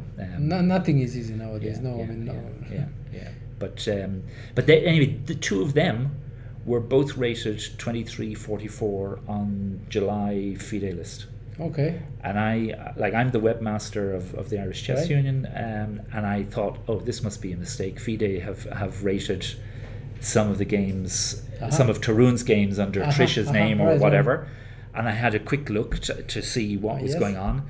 No, that was absolutely correct. And the brother and sister same rating. Same rating. That's amazing. On the same month, it was amazing. And because Trisha got over 2300. She qualifies for an FM title. Yes. But she's not sure if she'll take it. Yeah. She feels that the WIM title is as good as an FM title. But that doesn't take it away. You have both, no? Yeah, yeah, indeed. But it's her choice as to whether she wants the title or not. Yeah, of course, of course. And so maybe she will change her mind. Maybe she wants to go for the IM title. Like sure, I mean that would be welcome. Yeah, yes, exactly. Yes, We'll see what happens. I mean, they're both young. And, sure. And so there's the two of them, and then in the last round of the Irish Championship, I was playing Kevin Venkatesan, who's 14. Whoa. He got his FM title recently. He's got over 2,300. Great. And that was a sad game for me because I out-prepared him. Right. In the opening, I pushed him not to go for. He's a very aggressive player. Yes. And he's a very tactical player, and I think it's great. He plays interesting chess. And I offered to play a Marshall Gambit. Right. As black. Yes. And I'd done my preparation, and I knew I could hold it, and I could get a draw, which wasn't the result that either of us wanted. Yes, but okay. But I'm older and I'm wiser psychologically. Yes, exactly. So, and he decided not to play the e4, which is you're not even e4. Okay. No, he played e3. He not the Royal Lopez Marshall Gambit. Which Marshall? The one with d4, in d5, c4. Okay, which e6. we had actually here in the Glen. Oh, sorry. By Glenn Fleer had this game. I can okay. Show it. Yeah. So the Marshall Gambit in the triangle Slav. Yeah, the triangle Slav, exactly. And Cavan played e3 against me, and I played f5, and I got a lovely position. This is why. Yeah. Yeah. So he played e3, yeah. Yeah, he played e3. Slav, yeah. And I played f5, and I got very soon I got a fantastic game. Yes. And I ended up winning a couple of pawns, and then I got to move 39, and I had 6 minutes left on my clock. I was up 2 pawns. It was slightly tricky because he had a passed a pawn that was worrying me slightly. Okay. But I'd seen the move I should be playing, and I was going to play it. But I just sank into the position, right? Completely forgetting I had to make 40 moves, and I lost on time. Suddenly, Cavan reached over, tapped me on my shoulder, and said, "Excuse me, you've lost on time." Wow! Very polite child. Very polite child, but you made him very happy. Yes. So if I had made the 40th move, and maybe I would have won the game. Then I would have had to play off against Alex Baburin for the Irish, and that was like I think my best Irish before that. I maybe got +2. Oh, great! But this was +3. Plus it could have been +4 or +5. Yes. Such is life. Yeah. But that's. But he's another talent coming up, and like I played a Jason Liu, he's like 2100. He's 13. So he's got there's all these. So actually, you could say that there is popularity of chess in Ireland, and kids are being attracted to the game. Absolutely. And you have new talents coming up. Yeah, Okay, definitely. And club chess, like all the clubs, our membership has gone from 1,200 to 1,800. Wow, that's in massive. the last year. Just in the last year, wow, yeah, that's 50%. And we're like my own club, Dublin Chess Club, founded in 1867. Wow. We have a board. We have some of the original boards. Really? Wow. And you can see on this wooden board, there's this kind of brass plaque. It's only small, like that size, but you can see it's got written 1867 on it. Wow. And this was the year the club was founded. Yeah. Wow! So we have this memorabilia. We have the memorabilia, and that's what we play on still to this day. Nice. And our club we had a membership of maybe 30 to 35 for years and years and years. And now? Now we're 75, and only we've doubled only in the last 2 years, and we don't have space. We have to open up another. I think we'll have to open up 2 days a week instead of just one night a week. Wow! Because to accommodate for all. Because we only have space. We're in this small little room in an arts club, and there's space for 8 boards. Only 16, 8, yeah, maybe 9 if you squeeze. That's too small, yeah. It's too small. You need to rent bigger place. That's the problem in Dublin. Space is expensive. Oh, yeah, So, that yeah, I can imagine. Yes. But Amy, let's can we look at the Fleer game because he won because this was actually I did a lot of work for this one game and I kind of we left off somewhere. Can you just go back to the D takes E4 and then I just wanted to see that so this was like normal theory. Takes bishop E2, knight A6, and now he went bishop A5. Right. Okay, B6, yeah. Queen D6. Okay, then bishop D7, bishop C3, F6. And now rook d1, not long castle, but rook d1. Okay, right. Now long castle, and now knight f3. Okay, and here, I mean, it was something strange happened. Okay, black played c5, and now knight g5 was played. And this looks like a really big blunder because, okay, the game is already finished, Fleer won. And I don't know what. Okay, well, hang on. This looks complicated because if G takes, if F takes G. No. Wait. Let me think, please, because I'm slow. F takes G5, bishop takes G7. Yeah, then it's. So how do you wriggle out to win that bishop on when it takes the rook? I don't see. You don't really. You don't really know. You don't, do you? So okay, so that can't be. So if you don't take the knight. No, I mean. I suppose you have to play Queen G6. No, but Queen G2 was probably just game over because it's a double attack.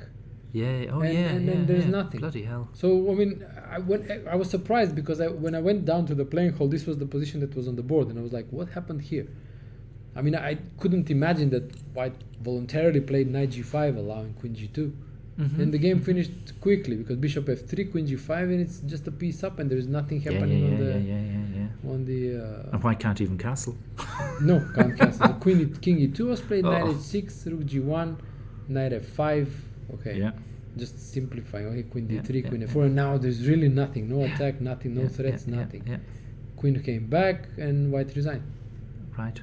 Yeah, I mean, there is one check there, but just nothing. Okay, just knight b8 and nothing. Yeah, Queen b8.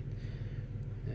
So this was a shocking development to me, and the early lead for England, and we also have a draw on board 4. Nigel Davies. Yeah. So when we were looking at this, I mean, in the stream, we saw something about this. Actually, Nigel there, I met him in Chennai. Right. He was. I think he was a captain of some team. I think he was captain. Yeah, he was. And I bumped into him, and we follow each other on Twitter. Yes. Or whatever it's called nowadays. It's always Twitter. It's Twitter. And but he's a person now. He does a lot of table tennis and he does Tai Chi. Yeah. And I think that probably helps his fitness levels. It should. Yeah. It should. Yeah. It should. I hope also he does something for the mental fitness. So yeah. So I mean, chess. Chess, yeah.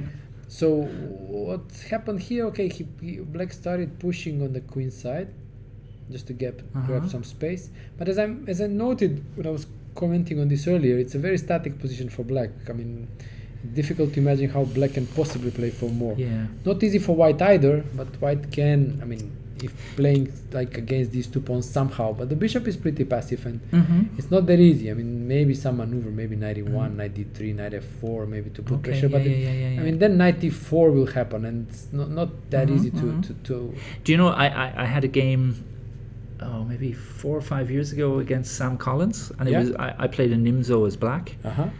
And of course, I gave up my 2 bishops to. But I had a lovely position, and I was comfortable. And after the game, Sam said to me, I said, listen, Sam, what's the story? Like, I thought my bishop and knight were just as good as your 2 bishops. And he said, yes, but even a bad bishop is better than a good knight. Yeah. And eventually, like, he again explained that, yes, the 2 bishops won't be any good for 40 moves. Yes, but then they'll suddenly come out, and then everything, and then they'll be fantastic. Yeah, that's why they say bishops are long-term advantage. But very long-term. Very long-term. Yeah, it can happen. Very long-term. Yeah. So a3, rook fc8, queen d1. Okay, I mean, I can say that from the moves that I see that White wasn't really ambitious in this game, just playing very solid. You see. Okay, bishop is now much better here than on b7. Yeah. So Yeah. bishop f1, knight e4, knight e1. So you see white is just marking time basically. Yeah, And f3. black doesn't even bother taking the bishop. Again, now he Well, does, he's but only forced. after Forced. making a little weakness. Yeah. Yeah, and then just exchanges and draw was agreed. So Yeah, stable, yeah. like solid, stable game for black. I guess it's a good result. I mean, always a draw with black in a team match is normally considered as a good result. So the English team, okay, they lead 1.5-half. We can check. Okay, I propose we take a short break now. Maybe we hop down one more time to the playing hall and see Alex, how it goes. thank you very much, Jonathan. It was a pleasure. fascinating, It was a pleasure. conversation. Yeah, thanks for coming, and good luck to your team. Yeah, hope you very that we much. check downstairs. Maybe We they will. won. Yeah. Yeah. Thanks. Back soon. Okay.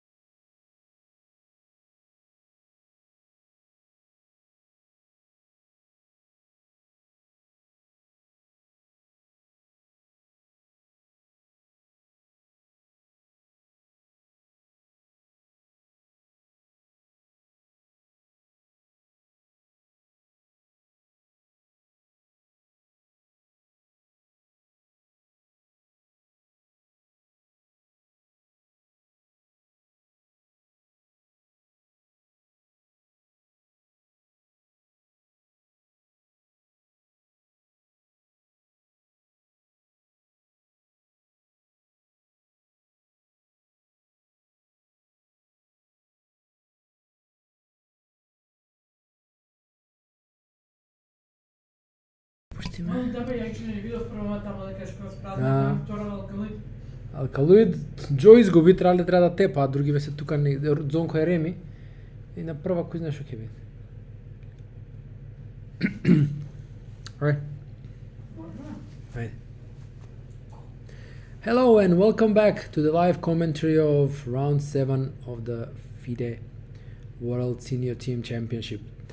Lovely conversation with Jonathan O'Connor, captain of the Irish team, and I'm happy to report that Ireland actually won their first match in the S65 section, their first match in this tournament.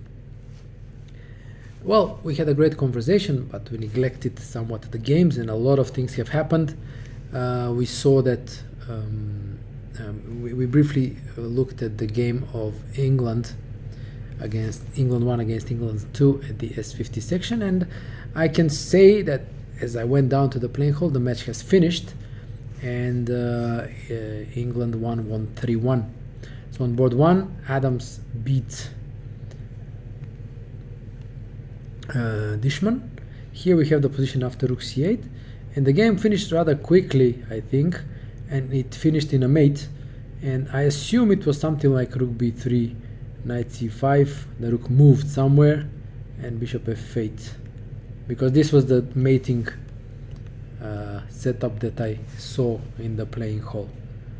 So Adams beat Dishman, and Keith actually couldn't make much out of his preferred pawn structure. He won a pawn, but this was just a dead draw in a position with opposite colored bishops, and in fact draw was agreed either here or a few moves later. So the match finished with a 3-1 win for England. On board 1, Italy against USA, it looked like Italy would win the match, because on board 1 David beat Shabalov. It was probably this is the final position, just a winning mating attack here for white. Really not much black can do here to untangle. That knight is hanging, yeah, so a crushing attack for David, and well, probably just it comes in the possibly the most important moment, because David lost some unpleasant games earlier in the tournament, but he comes back really with a bang in most important moment, winning on board 1. The game between Godena and Elvest and Godena on board 2, I saw this position in the playing hall, and what I saw were the moves knight c4, rook takes f2, king takes f2, knight d3, check, king f1, knight e1, and I did not see how Elvest recaptured, but in view that the game finished quickly, I don't expect anything other than a draw here. And on board 3, Ortega was pressing against Novikov. The position I saw was bishop c6, probably, yeah, bishop c6, f takes e5 now, and then the white's next move was rook c8, so definitely white was pressing here. And on board 4, draw was agreed in this position with or some moves later, as black's extra pawn doesn't really count here.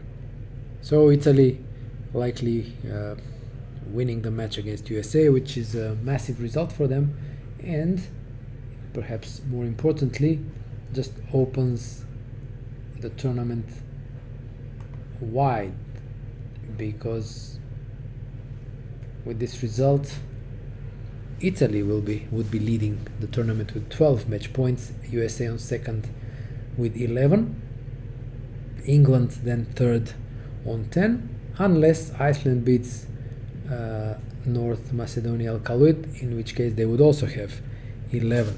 But that match actually is hanging in the balance. The position here on first board between Hjartarson and Kirill Georgiev, black played b6, a6, queen b6, and white played b4. So this is the position that I saw, and it looks sort of balanced. because there is no clear way how any side can make progress. But if anybody, I think black is more comfortable thanks to his safer king and absolutely solid squares for his knights. The knights cannot really do any damage for now because they're nicely controlled by the rook and the bishop. But white can do even less, because even though jumping, let's say, to f5 doesn't really threaten much, black is extremely solid. So if anybody, black can try to perhaps play on this solidity of his position to somehow try to get to white's king. On board 2, Nedev looked winning against Peterson because he had a clear pawn up in an endgame, and this should be technically winning. However, on board 3,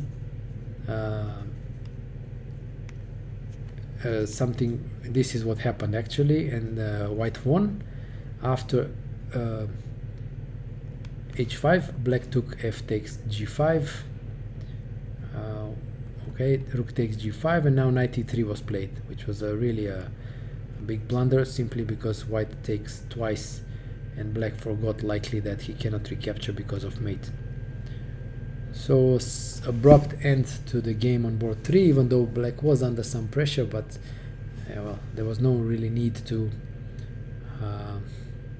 blunder so badly. And on board 4, the position was really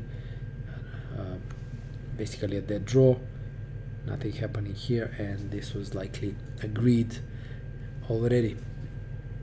So the situation as it is, Iceland is leading the 1.5 to half, but okay, as Macedonian team has a winning advantage on board 2. Likely this will equalize the score, and everything then will be decided on board 1, where Kirill Georgiev will try to make something out of his, let's say, more solid position.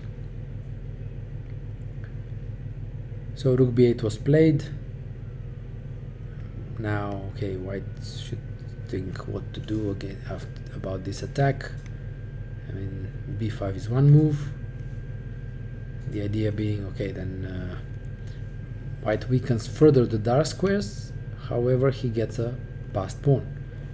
Another idea is to probably go knight f5, and if queen b4, rook b4, and take on d6, then white again gets two passed pawns. So obviously black is not forced to take on b4 after knight f5. So this, objectively, this game is balanced, and it can easily end in also in a draw when the match would be tied, but in this case it's not a result that, okay, for the Icelandic team maybe it's not that bad because they would get to 10 points, but for North Macedonia, Colovic, they will move only to 9 and still be far from the leading pack. We can also now shift our attention to the S65 section, because there we had also decisive results. Rainer Knack continues his winning ways after beating, yesterday he beat Vtachnik, and today he also beat Ljokki. We left off somewhere around here after bishop h3, black played g6, and white opened the center with e4. I didn't mention this earlier. I remember, I recognized and I know Rainer Knack's name from the 80s and 90s, and I remember that there was a chapter in one of Dvoretsky's books, Two Attacking Games by Rainer Knack, which I think means that Dvoretsky identified him as a strong attacking player. We saw that yesterday when he literally wiped Vtachnik off the board in the Grunfeld, and here we see something similar, playing really actively in the center. So e4, d4, knight e4, knight e4, queen e4, knight d7, and dropping back to c2. Black's problem is that his bishop on b7 is passive, and his king is weak. For the time being, white cannot effectively use his pieces to get to the king, but it's a long-term advantage. So knight f6, rook e1, rook f8, bishop c3, knight d5, bishop g2, queen f6, bishop b2. So some maneuvering, but for the time being black is solid enough. Bishop b4, rook e2, rook c8, a3, bishop goes back, rook a e1. And now I'm not sure of this decision to take on e5 because it just opens the e file for white. I guess black couldn't stay tight, sit tight, but so bishop e5, rook e5, queen f7, queen e2. Not quite sure what black got out of that exchange, just opened the file for white's advantage. Takes on e5, queen e5, rook queen c7, queen e2, queen d7 and h4, probing on the king side. King f7, queen d2, probing again with queen h6, rook e8, rook e5, rook e5, d5. Now white also improved the structure, obtaining a passed pawn, and made the diagonal one square longer for that bishop on b2. c5, opening the diagonal for the bishop 2, queen h6, king e6, queen f8, and now okay, yeah, well, one move blunders. I mentioned this earlier. They are becoming more frequent. I mean, it was really not necessary to go queen f7 and allow queen d6 mate. So any other move like, I don't know, bishop c6, a6, anything really would have at least kept the game going. But this just finished it on the spot. So board 2, Rose against Meister. Meister is a pawn up in this opposite colored bishop position. f4 played. Black obviously playing for a draw. Whether this will be sufficient, we will see.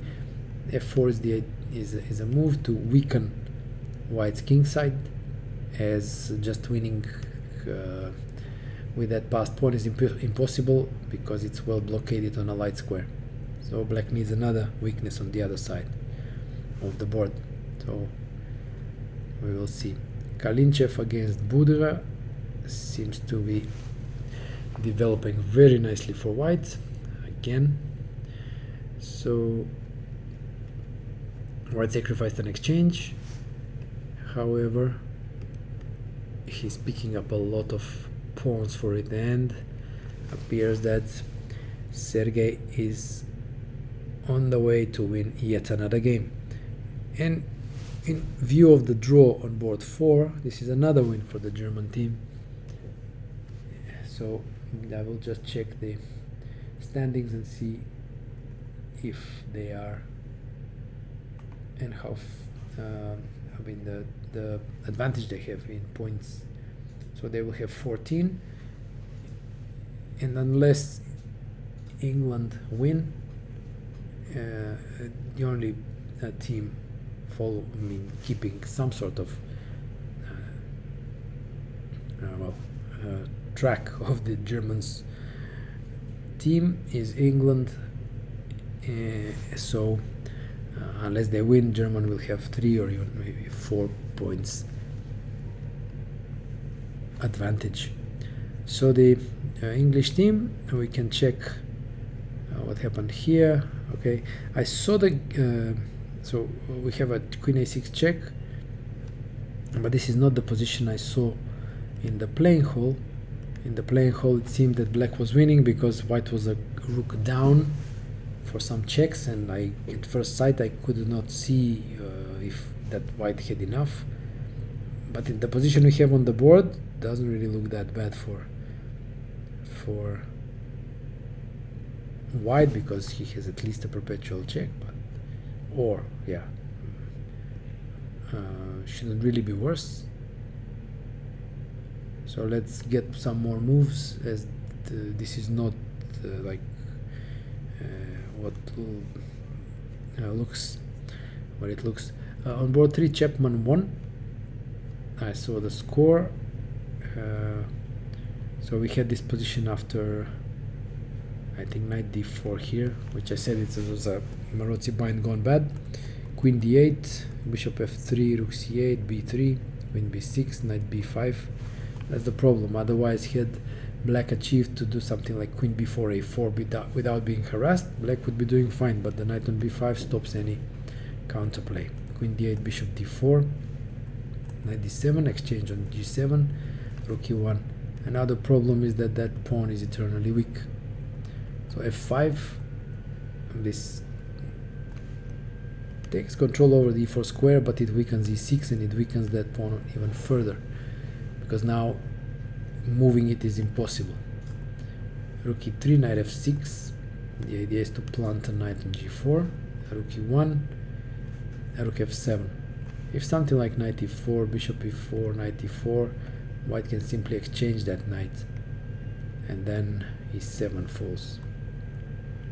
So rook f7, king h2, h5, knight d4, king f8, queen e2. It's simple piling up on the e file, and it's just something will break. Knight g4, and this is probably just desperation. I don't see any direct threats for white, so black probably just had to sit still, but just knight g4 takes, it's just giving up a pawn for nothing and just still remaining in a bad position. Rook g7, rook f1. Okay, it just lost because black still has a bad position, and now even is a pawn down, and I know that white won. So, and on board 4 the game was drawn in the 4 knights. So after knight e4, draw was offered and accepted. Therefore England will win their match. Just need to see the final score depending on that game by Kosten. For some reason the moves are not coming through for this game, as like I said, this was not but actually there may be an explanation for this, and the explanation was that when I came to the playing hall, they informed me that on this particular board there was some electronic problem with the board, and in particular the d4 square. So what the arbiter had to do was to input the game manually. For some reason there was something wrong with the d4 square, and the board was not functioning properly. So the arbiter was inputting the game manually, and perhaps at some point, time trouble perhaps, or other commitments, he stopped doing this, or just inputted it wrongly, so we don't have the moves. But like I said, it looked winning for black, and that means that England wins the match, Germany wins the match, and they keep their advantage. Germany at 14, England at 12, with 2 rounds to go. So let's switch our attention to the S50 section. We still don't have the official results on Lichess. Like I said, David won, Elvest, Godena. Now we have some moves, and this is a draw. Novikov, Ortega is winning against Novikov, so the position we saw was rook c8. This was the one. King f8 was played by black, and rook c8, threatening knight d7. Rook c1 was played, king h2, king e7, bishop f3, and now white wins material thanks to the pin. Bishop f3, rook c1, bishop goes back, knight c4, f6, knight d6. This is winning for white, and in view of the win on board 1 and the draws on 2 and 4, it's a 3-1 victory for Italy. Fantastic result for the Italians, and now they overtake USA as leaders. They are leaders with 12 points, and USA is on 11. And then we see if, well, it's not very likely that Iceland will join USA on 11, as they are likely to fighting not to lose the match. I mean, fighting. The match is in the balance, basically. So after rook b8, knight f5 was played by Hjartarson, knight f7, Georgiev defends the pawn, and now b5. The position remains balanced. Perhaps with that passed pawn, white eases or decreases the risk of black mustering up some active counterplay against his king, as now black will always have to keep an eye on the passed pawn. So white say increased his chances, even though the position remains equal, I think. On board 2, let's see if Nedev is wrapping up against Pettersson.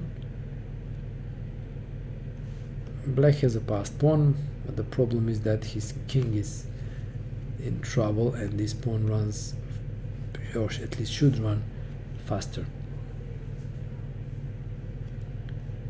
So white to move, the time control passed, so white should win this. And let's see if this it's a repetition, yeah, queen f1, queen c2, queen c4, and so on, so it's a draw. Therefore, only the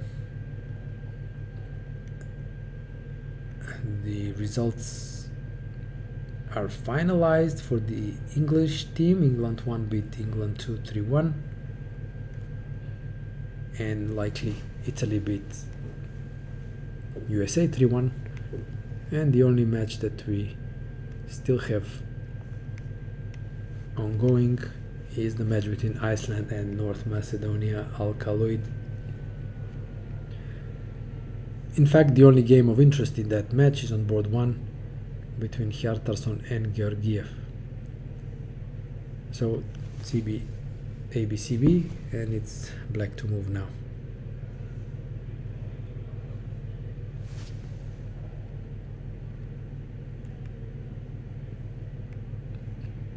Now with the 4th rank open, white can think perhaps of rook a4, rook a6 maybe, or rook b4, just putting the rook behind the pawn, and if chance arises, the b pawn can advance.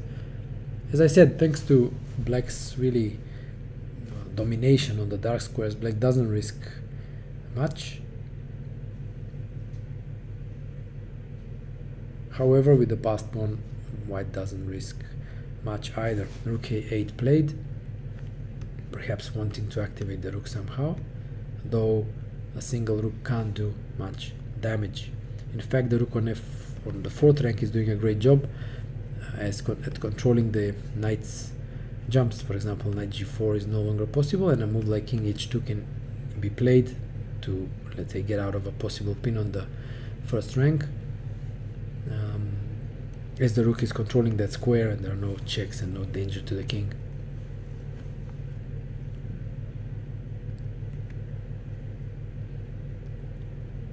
A possibility for white also is to go something like, let's say, queen d4 and go for an endgame. In fact, an endgame would work nicely for white, as he has a passed pawn on the b file, and additionally, without queens, his king will no longer be in danger. So there will be no long-term problems with king safety. But queen c3 played instead.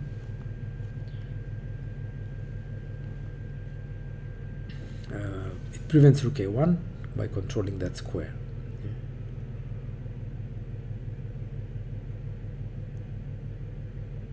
So it's kind of really nice how white controls so many squares. Look, d4 is controlled, d4 is controlled, g4 is controlled, h4 is controlled, h3 is controlled, g3, f3, e3, d3, c4, c3 as well. c2 is controlled, d2 is controlled, e2, f2, g2, h2, g1, e1. So b4, c4, b4, b3, and a4 and a1. So if you look at the white's part of the board, out of 16 squares, he's not controlling. Okay, c4 is also controlled. He's not controlling. Only d1, b1, and a2. So 13 out of 16 squares white controls on his side of the board, and that's pretty impressive. It's pretty nice harmony of the white pieces and controlling so big territory. Let's check if you have any comments. Nope, no comments by you guys.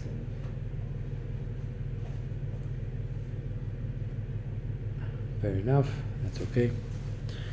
And we continue. Let's see if Nedev has managed to win in the meantime. Rook h8 check was given. Rook e8 is the only move. And possibly white will just exchange on e8, give check, and pick up that pawn on a4, which is really elementary.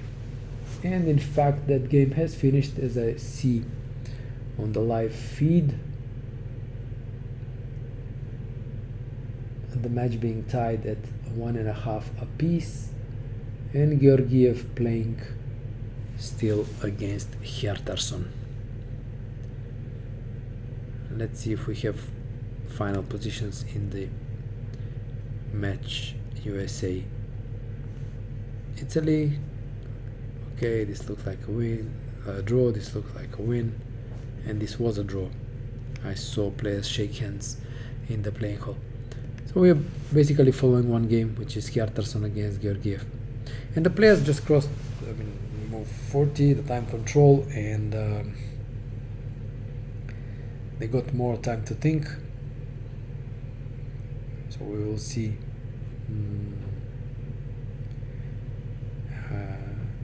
what they come up with. As I mentioned, just making these nice squares around nice circles around the squares. It's difficult for black to do something with white controlling so many squares on his side of the board. So it's difficult to come up with something constructive for black. Again, speaking from the other perspective, can white perhaps try to play for a win? And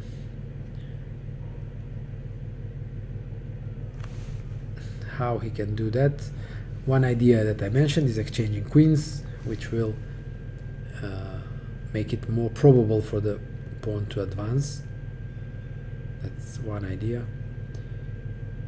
Perhaps relocating the knight from f5 via d4 to c6 or to e6, even though neither really provides any extra opportunities.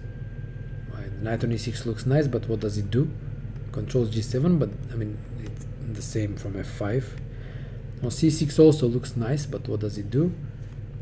White doesn't really want to exchange knights because the other knight will take its place. So it's not a very effective piece on e6 or c6. At least not more effective than being on f5, from where it's quite nicely placed, attacking the d6 pawn, which requires constant attention for black, since that is his only weakness.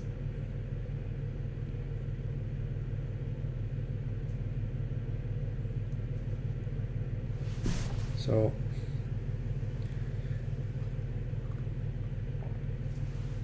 currently black is thinking and what to do.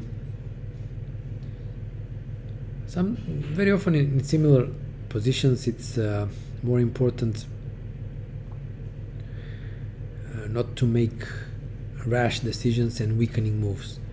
Here, thankfully for black, he can't move any of his pawns, so it's difficult to weaken something by moving the pawns. So it's also, which means also that it's difficult to make a mistake, unless it's some open blunder. Yeah. So he's extremely solid, that's for sure, and I wonder. I mean, if both players will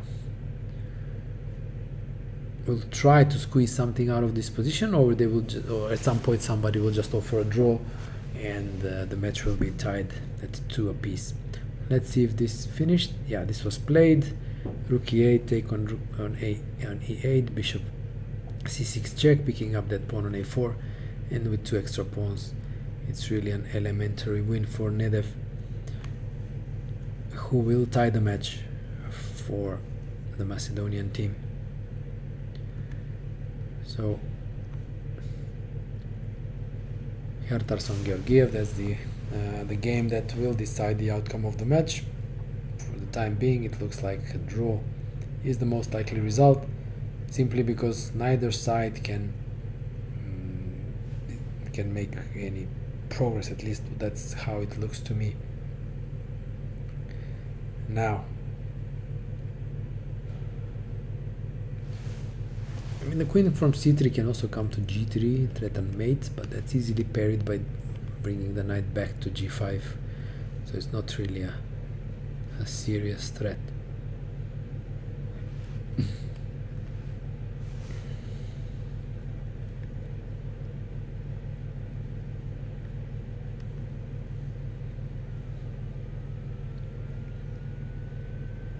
Not easy to make moves when you have nothing concrete to play with. So this is why maneuvering is one of the phases of the game, or a skill that it's rather difficult to obtain.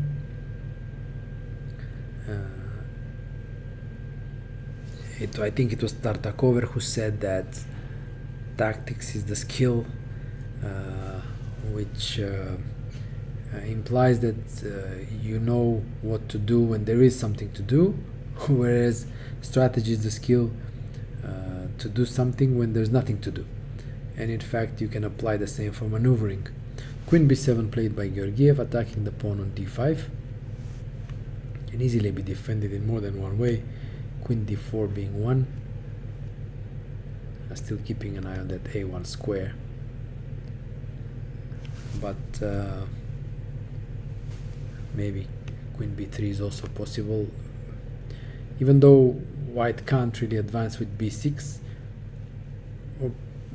because it appears that the pawn cannot be sustained on b6. Let's say even if white doubles, let's say rook on b4, queen on b3, black plays rook b8 and knight d7, that pawn will likely fall, and then white will have to go for some let's say more tactical ways to defend it, perhaps queen g3, attacking, threatening mate, attacking the pawn on d6. So it can get tactical if white is ambitious, for example if he goes for the b6 push. But for example, let's say even if queen b3, if black just goes back to queen b6, then what? Note that the rook on f4 is a great piece, yet moving it, let's say rook a4, can easily do damage to white's position, because it would leave control over the very important squares, in this case the f2 square. So yeah, now we have the official results here on Lichess, and as we said, David beat Shabalov, Elvest drew Godena, Ortega beat Novikov. So great display by the players with white in Italy, in the Italian team, and Ortega beat Novikov, and the Yermolinsky-Belia was drawn. And we also have the official results: Nedev beating Pettersson, Arnason beat Bogdanovsky, and a draw on board for Stanoevsky Thoralson. And we also have the match results known in the S65 section, both Germany and England winning and keeping the pace very, very strongly, as both teams are winning their matches. And it appears that the decisive match in that section was the victory of Germany over England, and that was a really that unfortunate loss by Kosten, I think it was. So Hjartarson thinking how to defend the pawn on d5. More than one way, as I said. The problem being that neither way really makes a big difference in the position. So the question here is also psychological, whether the players are feeling that they should play on, try to squeeze something out of it, or just keep it as it is. Probably it matters more to the Macedonian team because they are further back in the standings. They have 1 point less than Iceland, so a victory means more to them because by winning they would get ahead from a direct competitor. As for Iceland, drawing would, just to check, drawing would leave them in shared third behind Italy and USA, so, and together with England won, so it will be shared third and fourth with England.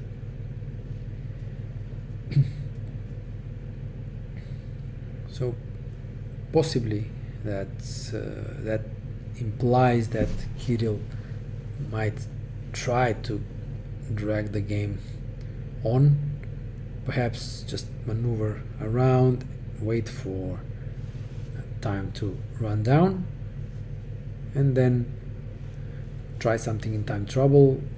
However, it's difficult to see what can be tried even in time trouble if white just keeps his pieces as they are. Just let's say some queen d4, queen c3, and how does black do something? Perhaps rook c8 is an idea, and then maybe trying rook c1.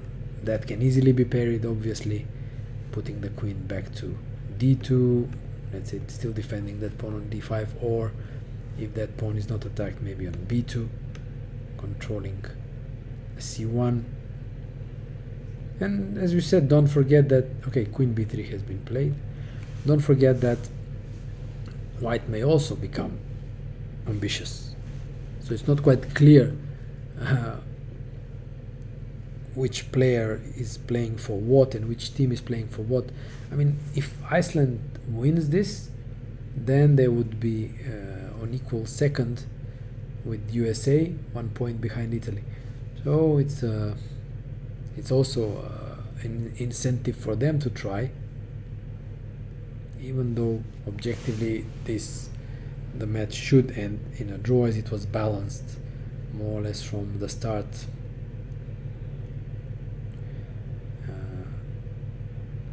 Nedev had the advantage against Pettersson, and Arnason, well, it was a normal position, but then he outplayed Bogdanovsky and won, whereas the position was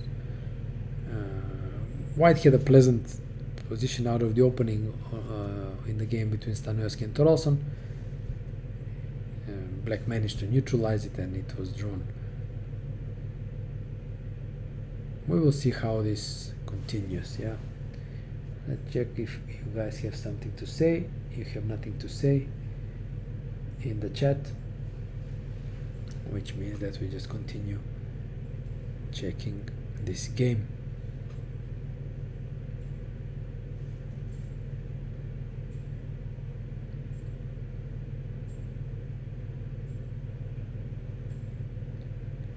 Now it's interesting whether black makes another move. It can be psychologically also a test. If black repeats, let's say queen b6, stopping b6, repeating, and then asking basically white, okay, do you want to continue playing or do you want to repeat and go queen c3? So it's a bit of a test. But since the game is ongoing, as we can see on the live feed,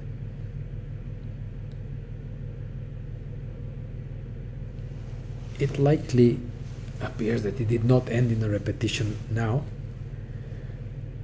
Although both players may have just decided to spend more time on their moves and perhaps still made the repetition with more thinking involved.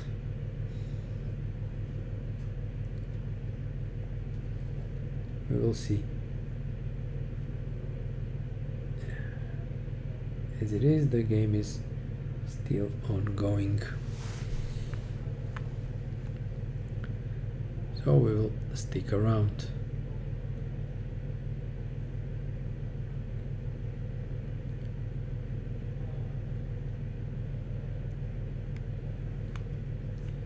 If not queen b6, I wonder whether rook c8 is possible. Probably is, but this allows perhaps white to advance with b6 and those complications that I mentioned. Let's say rook b8, rook b4. Yeah, and if now knight d7, queen g3. This is the line I mentioned, threatening mate and threatening knight d6, and this probably works nice for white. So rook c8, okay, it may be a little bit risky as the white threatens perhaps b6.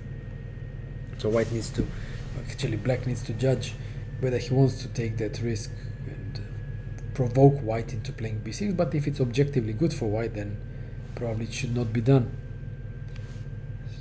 Therefore, after queen b3, most sensible,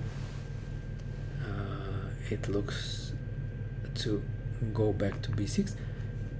I don't know if there is any merit in playing knight d7. It still stops b6, and an idea could be to put the knight on b6 and then put pressure on the d5 pawn.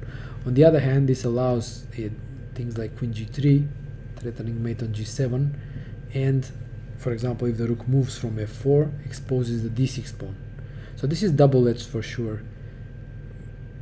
Okay, Kirill decided to go back to b6, and now the question to white is, do you play for more or do you play for a draw? And the next move will tell us a lot whether white wants to continue the game and seek for some chances, or is content with a draw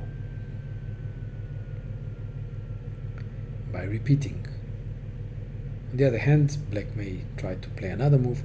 So, like I said, it's difficult to predict because it depends on their attitude and willingness to continue to seek chances in this position where they are difficult to find.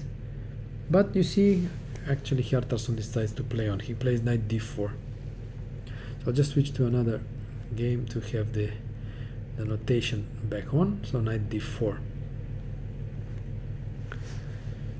I mentioned this and I said that it's not clear to me that the knight would be better either on e6 or on c6. So because I quite like the knight on f5, it was at its most efficient, targeting the pawn on d6 and targeting the pawn on g7. It cannot attack more pawns from any other square, and these are the only, let's say, vulnerable points in black's position, g7 and d6. So the knight looked pretty good to me on f5. Hjartarson decides to relocate it perhaps.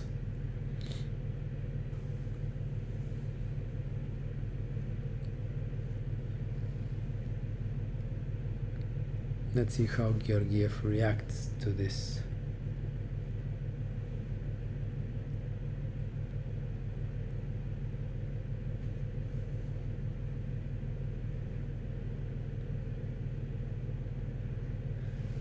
The game is still ongoing and it's one of the last ones actually.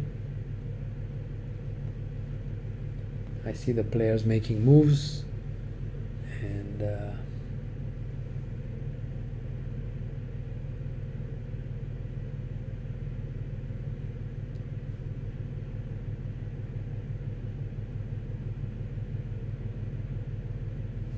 yeah, okay, we'll see. It goes at a slower pace now. Okay, knight g5 played by Georgiev. It's still possible to go back, I guess, but that's probably not the idea why white played knight d4.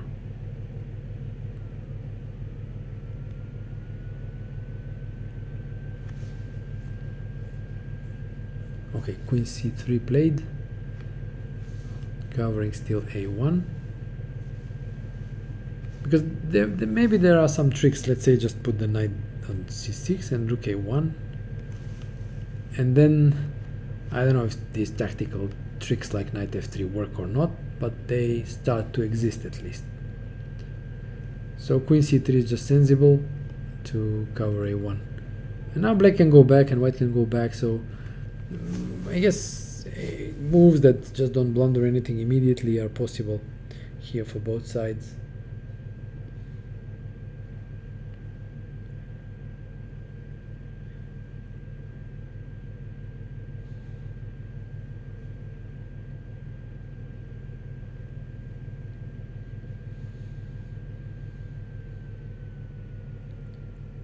So now Kirill actually had more time on the clock, approximately 5 or 6 minutes, but now he is the player who spends more time and even now has a little less time than his opponent, but still a lot of time for both.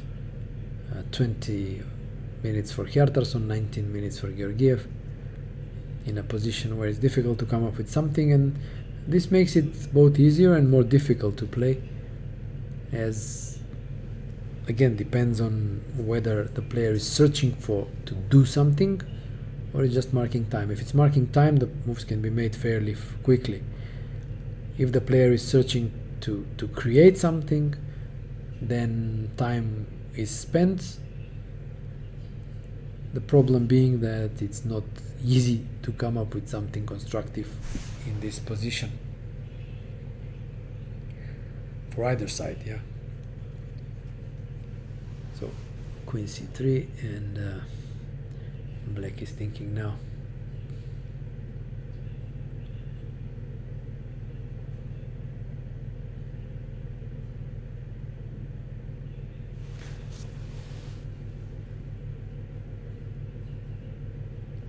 From what I can see in the playing hall,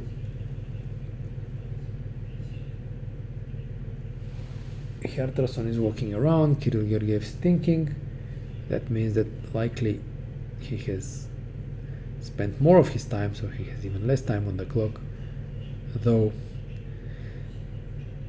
I assume that just a draw for by either player would be accepted without much thought by either side. Yet if nobody offers a draw and they continue making moves, then the game continues. We'll see. Queen b7 played, attacking that pawn on d5, and now does white play knight c6? Okay, knight c6 played, not queen b3. Okay, knight c6 played. As I said, I'm not sure at all. In fact, I think the knight was better on f5 than on c6, as on c6 doesn't really help anything.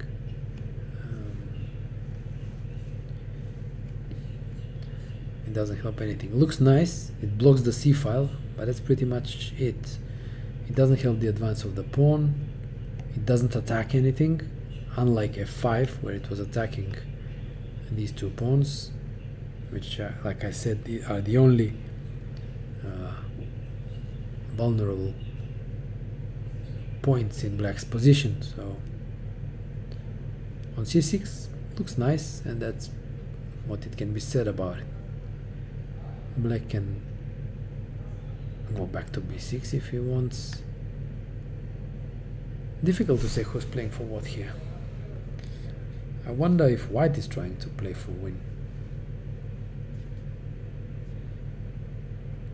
There may be this interesting psychological situation that perhaps Black is happy with a draw but does not want to offer it, and continues playing, hoping that first white won't offer the draw, and second that perhaps white will try to play for a win and overextend, and then Black gets his chances.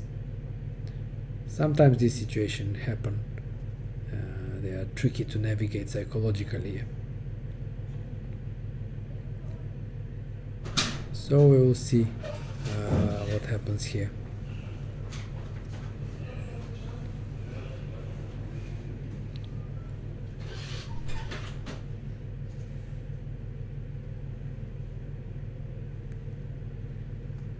Game still ongoing. I see a lot of people observing the game, watching the game. I wonder if anything has changed dramatically, at least.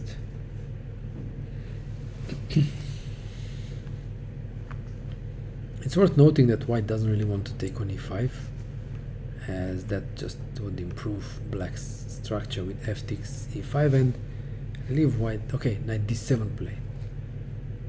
It's not that the black wanted to avoid that exchange on e5 as I mentioned, but he wants to perhaps reroute the knight, put it on c5 maybe, put it on b6. Now with the d6 pawn no longer attacked, perhaps black can reshuffle the knights. One can come to perhaps to c5 and the other one can come to e5. So from e5 g5 they move to e5 c5. I don't see what that, if that brings any benefits. It's just a way to continue the game just by slightly changing the position and looking then for some slight chance that may or may not appear.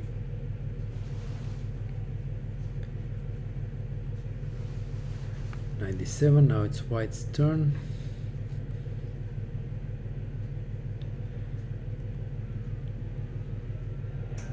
Perhaps, okay, now that the knight is no longer on e5, maybe bishop d3 can be played, but again, the bishop is, it's not doing much on this b1 h7 diagonal. Its task is to guard safely the pawn on b5, and for that its best square is f1. Yeah, where it's defended and doesn't get in the way, and it covers the first rank.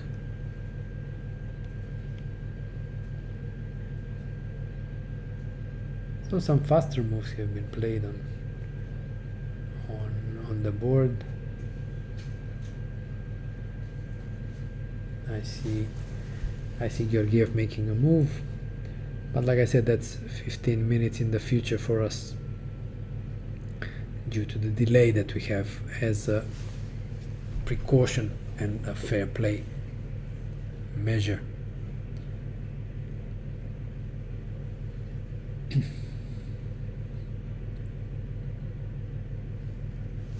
So white can just do the merry-go-round, probably knight e7 and knight f5. Without a knight on e5, there is, I mean, and white perhaps can move the knight and then play queen c6. As I mentioned, it would be good for white if queens are exchanged, though that should also be around equal. I mean, without queens it can actually become sharper, because imagine a situation when black puts a knight on b6 and activates the rook. Yeah, then d5 can become weak. Yeah. Let's say rook a1, rook d1. So exchanging queens is dangerous, depends on circumstances. If white can somehow exchange queens and manages to push the b pawn, or maybe get active with the rook, maybe go after the d6 pawn, then it could be okay for him. If black manages to keep the position relatively closed and solid, then white's weakness on d5 can tell.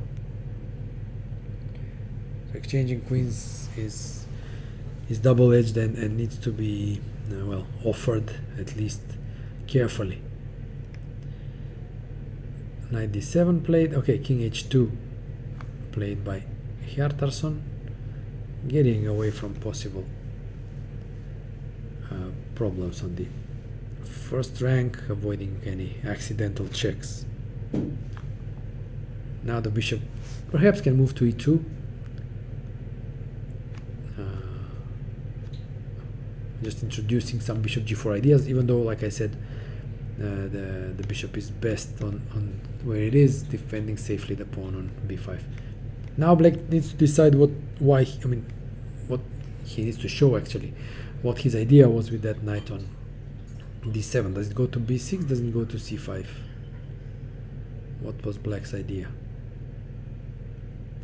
So we'll just switch the board and come back to it, because to have the notation right.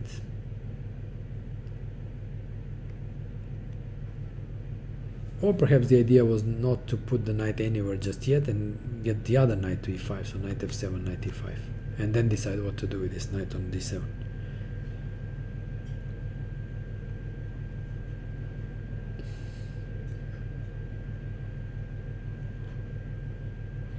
So we'll see.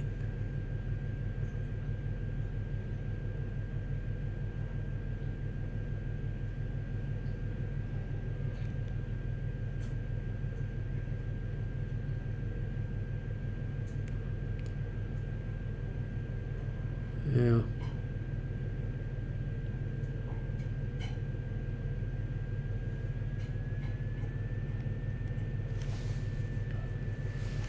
Tough to come up with ideas, so I'm not surprised that players are spending time.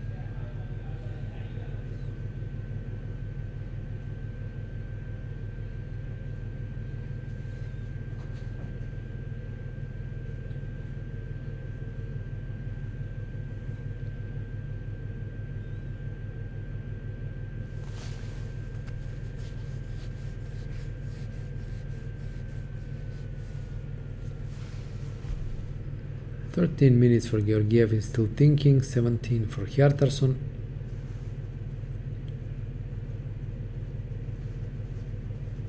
I don't think any player wants to get in severe time trouble, even though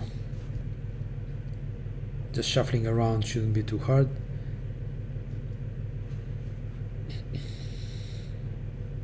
It's a type of position where you think like any move is fine, any move that doesn't leave something unpre. And that is difficult because in chess you want to be precise, and whenever there is knight c5 played, whenever there is a choice of several moves, then you're thinking, yeah, they're all possible, just let me find the most precise one. Yeah, especially if you're a maximalist, and most of these players are. Let's find the best move, and then you compare very similarly looking moves, and you cannot come up with anything definite, and you spend more time, and then all of a sudden you may get tired and blunder or miss something, and that's the danger of being maximalist in chess. Queen e3 played.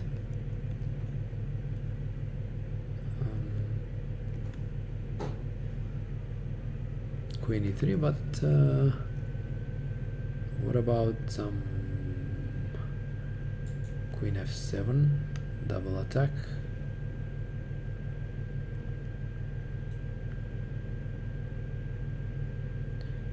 Okay, and that may be interesting. So that one on h5 is with check, and this one isn't. So how does white defend against this?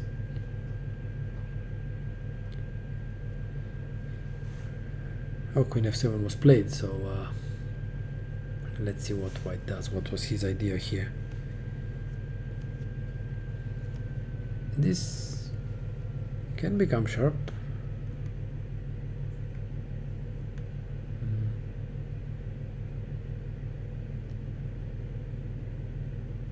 Okay, maybe there are some, I don't know, let's queen e2, it defends the pawn, and if black takes, there is knight e7 perhaps. And where does the queen go? If queen goes back, maybe knight g6 check, or maybe b6.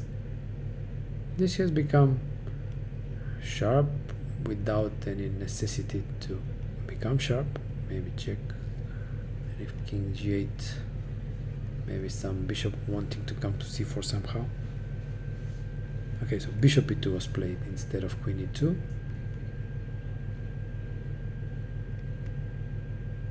And now if black takes on on d5. And again, now this works better because there queen f7 check, and there is no probably king g8 because of bishop c4. And if d5, probably just take and knight e7. Yeah, some tactics starting to appear. Okay, white allowed this double attack and calculated probably that it's too dangerous for black to take the pawn on d5. Yeah?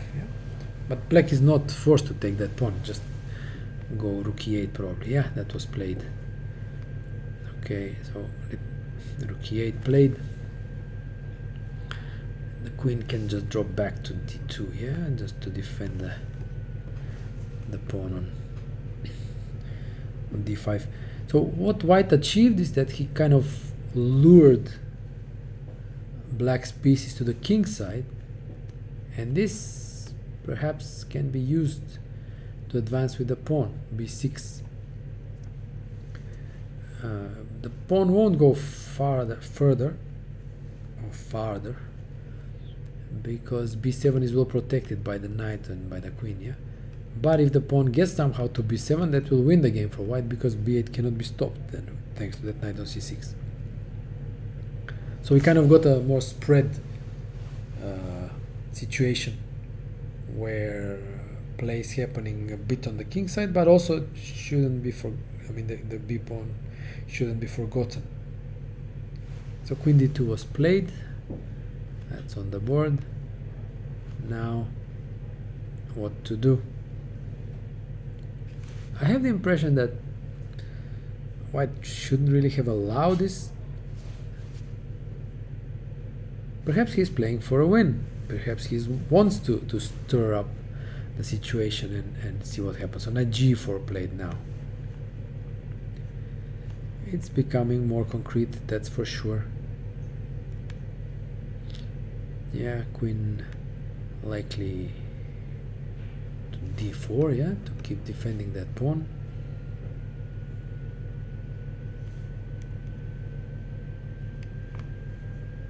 I'll just switch the board to get the notation back, and we also to get the moves automatically.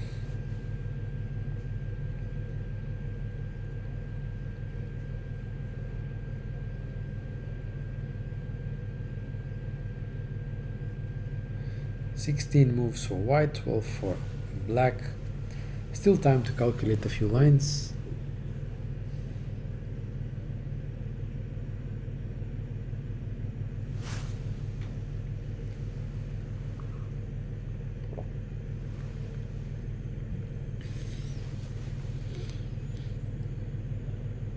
Things change though.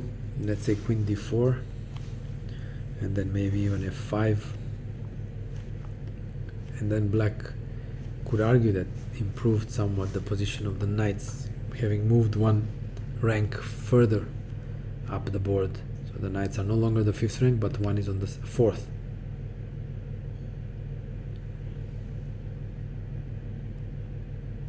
On the other hand, then f5 is kind of vulnerable. Perhaps, maybe white can try to target it with bishop g4, or maybe start pushing and trying to force some of black's pieces either to go back to the queen side or just stay there to control the pawn. Definitely becoming sharper, and with time and less time on the clock, the probability of a mistake rises. Game still ongoing in 15 minutes.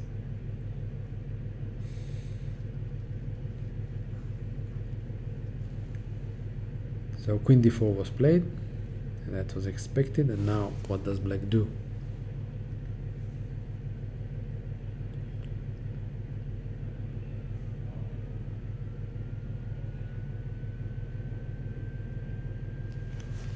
Does he go f5? Does he somehow maybe move the knight and attack that bishop on e2? He can likely exchange a knight for a bishop, but whether that is in his favor, it's questionable. I mean, the bishop is good in sense that it defends these somewhat vulnerable pawns, but on the other hand, it's not very active. It's a defensive piece. It's not an active piece, and the knights are pretty active. So whether exchanging an active knight for a defending piece, sometimes it makes sense because then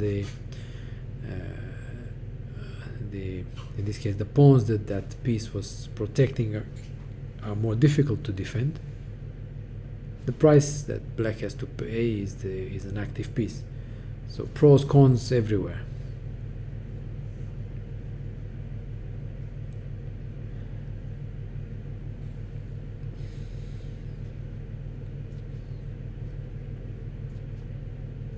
Let's see what black comes up with.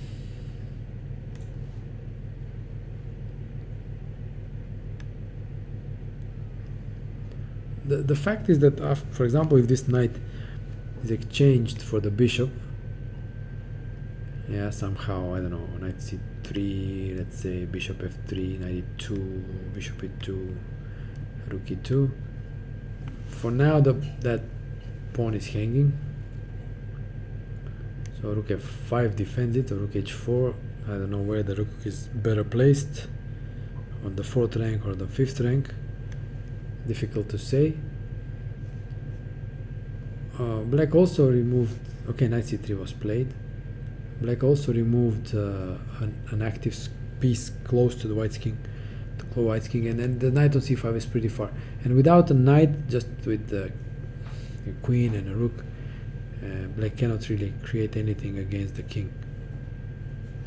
And that pawn should not be forgotten, yeah? Okay, knight c3 was played.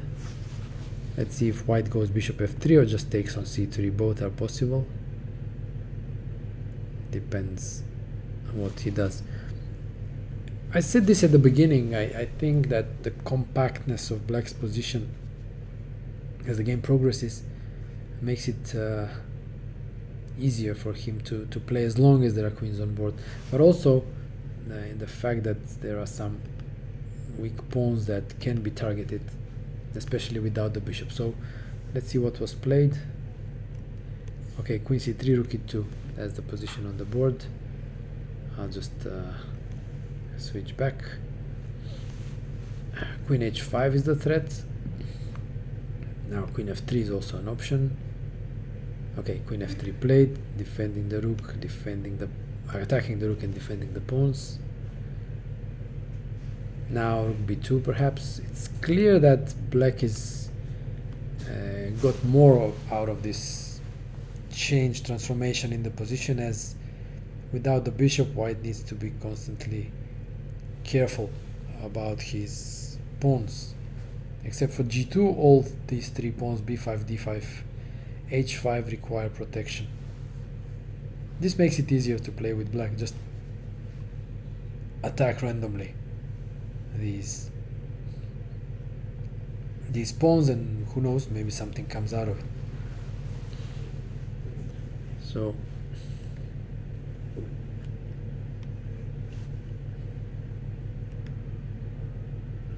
I mean, white should be able to deal with all this, just that as the game progresses, fatigue sets in, the pressure of this being the last game and the match decisive game makes it more difficult for the players to make decisions, and it will also affect their willingness to risk or to avoid risk. Though what we can certainly say is that it was actually white who wanted to continue the game, as he had this chance to repeat moves. He declined them, though, as I said, I'm not entirely convinced by this plan to bring the knight from f5 to c6, as knight on c6 is pretty just a nice looking piece, but without any practical output.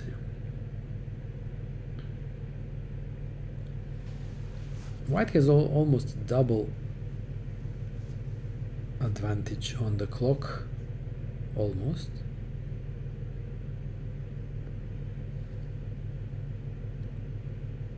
So this will go to the wire, yeah. Rook b2 played. So now the pawn on b5 hangs. Will whites use this to bring the knight back, or will he play something like rook b4? In fact, exchanging rooks would be good for white, as black's rook is definitely more active. So rook b4 makes sense. And then with less pieces on the board, the strength of the passed pawn increases, as then with the sole queen, black cannot really create much. Okay, rook b4 played, so Hjartarson's reasoning is probably similar. So is black forced to take now? If he avoids the exchange, then is b6 a threat? Could be. Could be, even though b7 is not at the moment, though it could become. So does black exchange or doesn't exchange?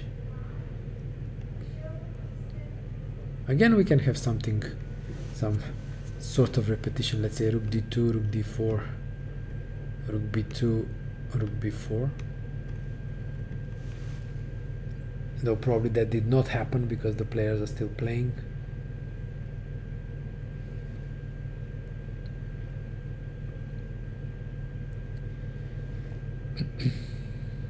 So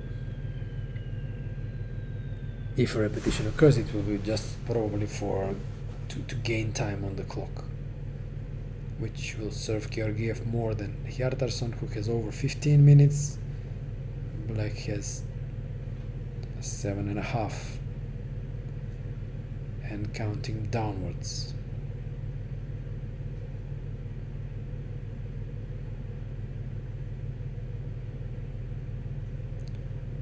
So, like Salman, it's a draw. Objectively, it should be. You never know in reality. There was this, I think, it was said by Hans Reh, the Dutch IM and writer, author. He said something along the lines, play a long game, play a long boring game, and then at the end interesting things start to happen. Because it's also something what Fischer said, that chess is always it's never static, it's always fluctuating, it's always something is happening. Even in the dullest positions, some small changes always occur. And if you latch on to those changes, even if it's just a small change, it's a small rocking of the boat, it can affect the players and affect the outcome of the game, obviously. If the players don't make mistakes, obviously it will be a draw. So far, only engines can probably say that they don't make mistakes. So rook d2, the pawn is hanging. Rook d4 would be natural, with the same idea to exchange rooks. Perhaps white is exploring additional options what to do. It's possible to keep the rooks, knight d4 for example, and keep the rook behind the pawn.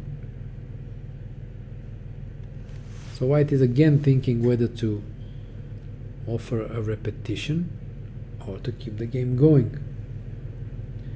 It will be interesting to see his decision.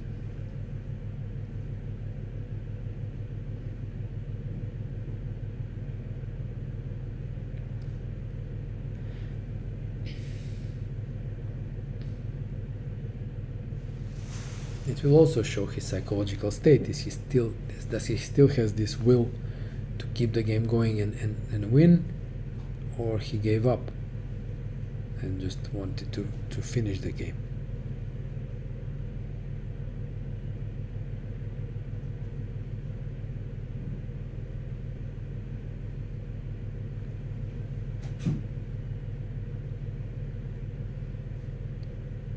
see. Some white is investing some of his time here.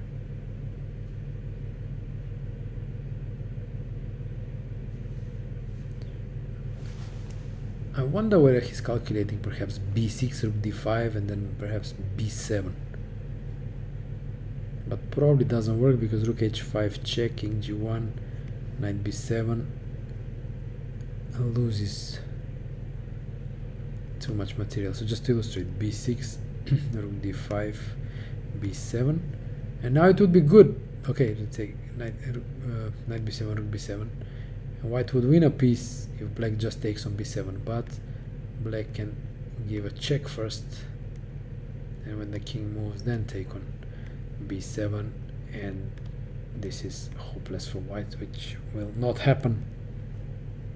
So b6 is not likely that will be played on the board.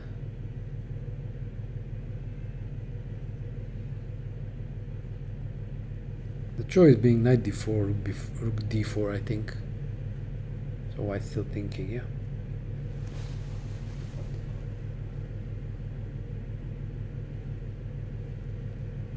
Yeah, knight d8 attacking the queen, but then what?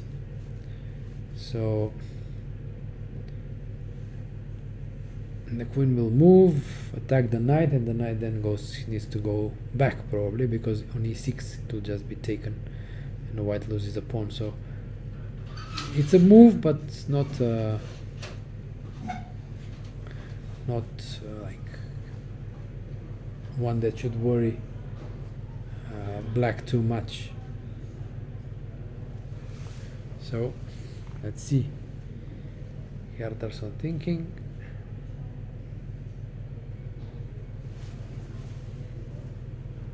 Some movements I can see in the playing hall.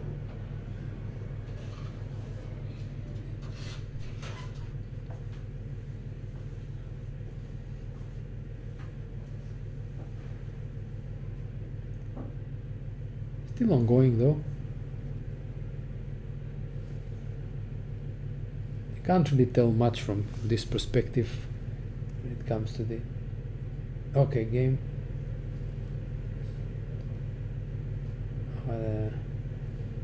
The game did not, I mean, difficult to judge the body language from here because the players are really small, but what it appears is that they crossed move 60 and they got new score sheets to write their moves on, meaning that the game continues. It's a critical game for sure, and it's a big responsibility on the players' shoulders.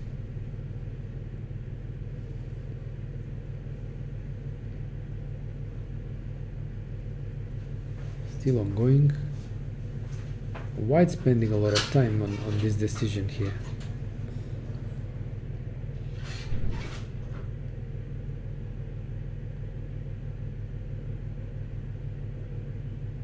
Spending a lot of time. Knight d4 was played, okay. Knight d4, which means that white wants to continue the game, not offering a repetition with rook d4, rook b4, repeating, but continuing to play for more. Again, let me just switch back, as now we will be getting the moves automatically. So knight d4. Perhaps the knight is back to its original great spot on f5. In some positions this can be, I mean, obviously this needs to be done carefully, as so that the pawn on d5 doesn't fall for nothing. But as I said, the f5 is really the best spot for the knight in this position. In c6 it wasn't doing much. Now perhaps there are also some, even though it depends on the concrete situation, but something like knight e6, for example, the idea being to get rid of the knight on c5 so as to allow the pawn to advance forward, because as it is, the knight on c5 and the queen on f7 control the b7 square, and the pawn cannot pass there. So maybe some b6 first, and then knight e6, trying to exchange the knights. And in case of an exchange on e6, then continue with b7 and b8. This needs to be done carefully, because then some checks may happen against the king. If white manages to avoid these checks or just defend against them, then the b pawn will win the game. So just one idea, one tactical idea that white has at his disposal at some point, playing knight e6 and trying to exchange knights. So knight d4, now black thinking, let's move 57, so for sure we'll be getting at least 3 or 4 moves more. As I said, players started writing on new score sheets, which means that they crossed move 60, and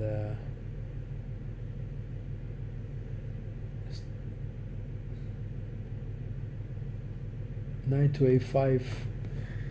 Yeah, knight a5 and b6 b7, but putting the knight on the rim is never really great. For example, it can be dealt with easily with, for example, something like queen a7, attacking the knight on a5. Yeah.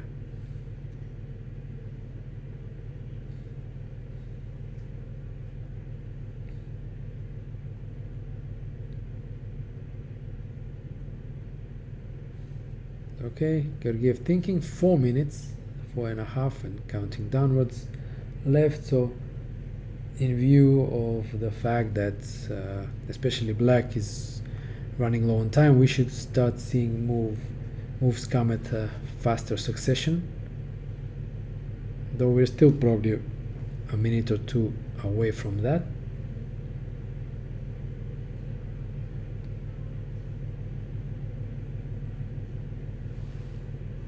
Well, for some reason the live feed okay, no, now it continues. It continues, though we are not still not getting moves here on the in the translation, but I mean, from how they are playing and how fast, I have the impression that the end of the game should be close.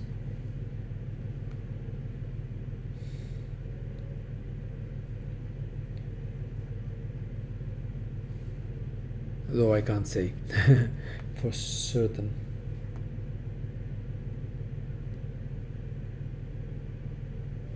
F5 played by black. Okay. Starting to push.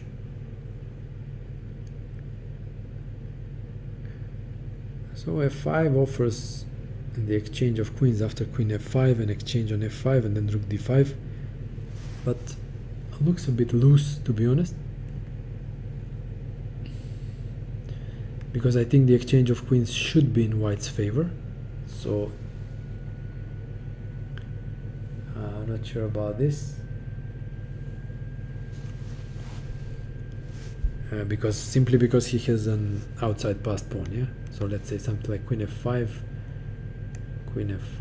knight f5, rook d5. So now if the knight moves, rook h5, but even that may be possible, though something like g4 is perfectly fine, yeah.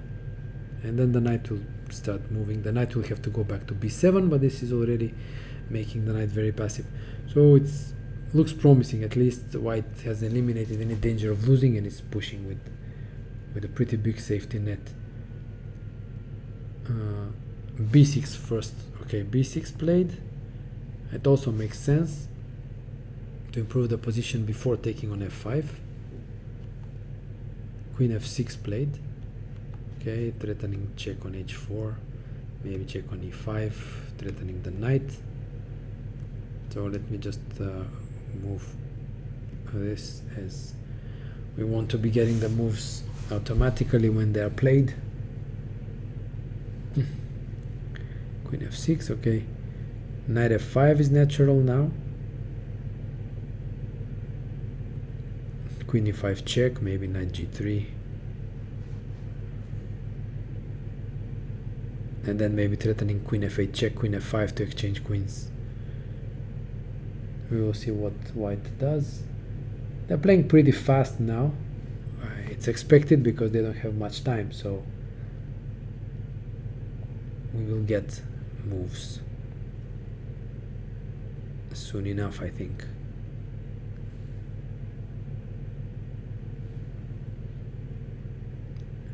Eight minutes for white, 3 and 47 seconds for black here.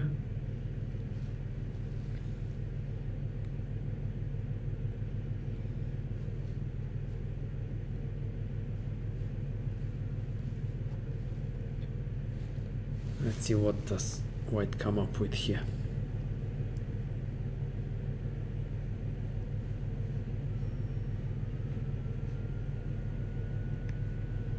I mean, taking on f5 is the most natural, although there may be other moves. Maybe queen f4 is possible, defending the knight, stopping queen h4 though, and threatening b7. No, I mean b7 actually is not a threat, because knight b7, rook b7 leaves the knight on d4 without protection, so it's not a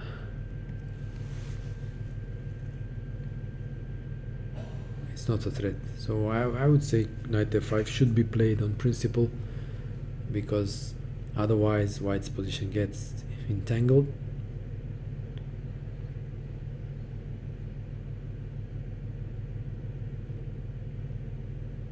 Knight c6 played.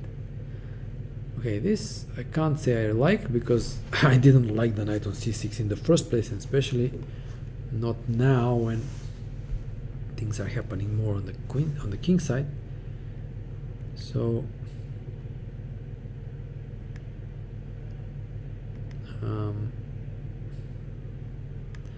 it just doesn't feel right taking the knight away from the king side. It just doesn't feel right.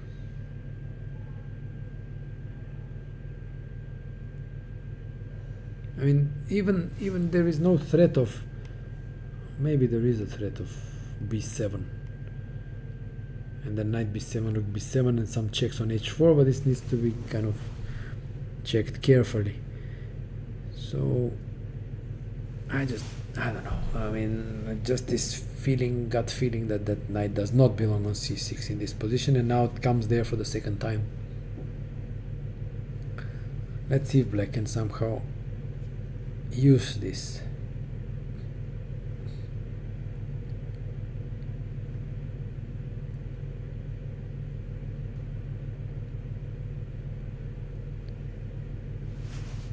Let's see here. What can black do? Okay, time is running out for black, so he needs to come up with things fast. And I'm not sure if, I mean, I wouldn't be surprised if something like, if black goes, okay, queen f7, he doesn't go va-bank, because maybe he could have gone something like more active, and then b7, knight b7, rook b7, and then trying to organize some counterplay on the king side with the queen and a rook, especially as both the knight on c6 and the rook on b7 would be too far. But Georgiev doesn't want to burn his bridges just yet. Covers b7, stops b7 obviously, and again attacks the pawn on d5.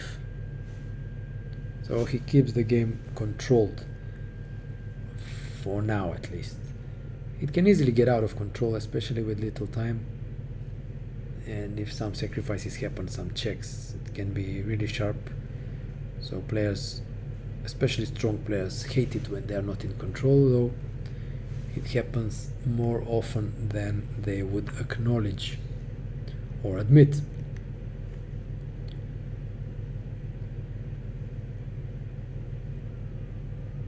So in a way, black is pushing white to go back to d4, yeah, and then maybe reconsider taking on f5. But if he didn't do it the first time, with 6 minutes left, what are the odds of rechecking calculations and changing his mind. It rarely happens.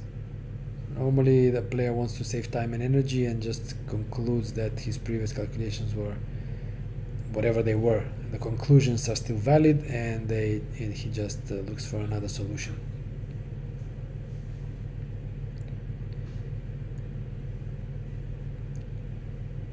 I mean, a possible transformation could be that, as I mentioned, black sacrifices the knight for the b pawn and collects some pawns, and then we will be in for a long game, as the extra piece and a 1 or 2 pawns against all the rest can get really protracted.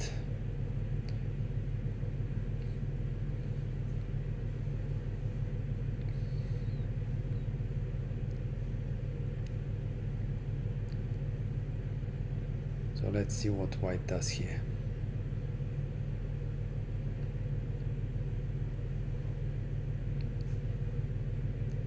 They're moving really fast, so once we get down to a few minutes, we'll be getting a blitz game. Rook trades can save that pawn. Yeah, rook d4 is an alternative. It is an alternative, though it removes the rook from behind the b pawn where he wanted, so maybe rook d4, rook b2 forces a repetition.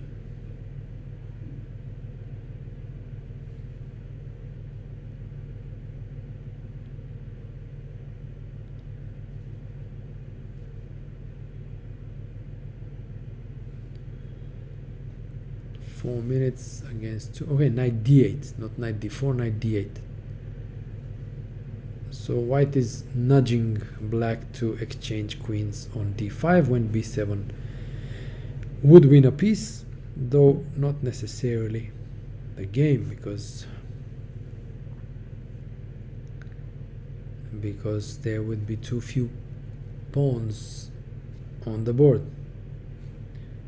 Maybe that's what happened, because yeah, queen d5. Okay, now we'll get moves faster. Exchange of queens, b7, pick up the piece, and then white has a piece for 2 pawns, but these pawns being on the king side, it's likely that the pawn on h5 will be exchanged, and then white will have only 1 pawn on g2. Okay, exchange of queens. White will have only 1 pawn on g2, and a knight and a rook against a rook and 3 pawns. It looks like it will be a long game. Yeah. So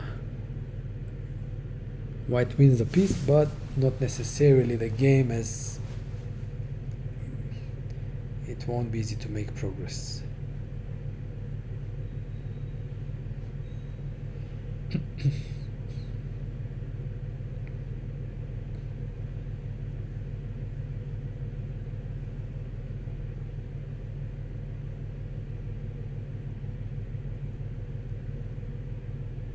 So I'm expecting b7.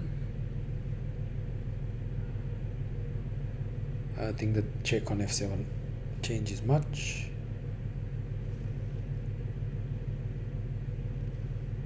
What we can determine though is that the possibility of black winning this game is now 0. So the Macedonian team is fighting for a drawn match and somehow to stay in contention with a draw, whereas Iceland is pushing to join second placed Americans.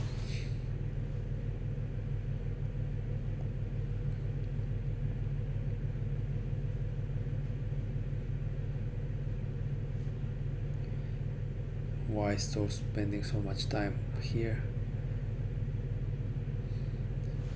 Hard to say. b7, okay, that was expected. So knight takes on b7, and probably then f4 will happen, and rook h5, and then we will have this position of, okay, knight b7, knight will take on b7,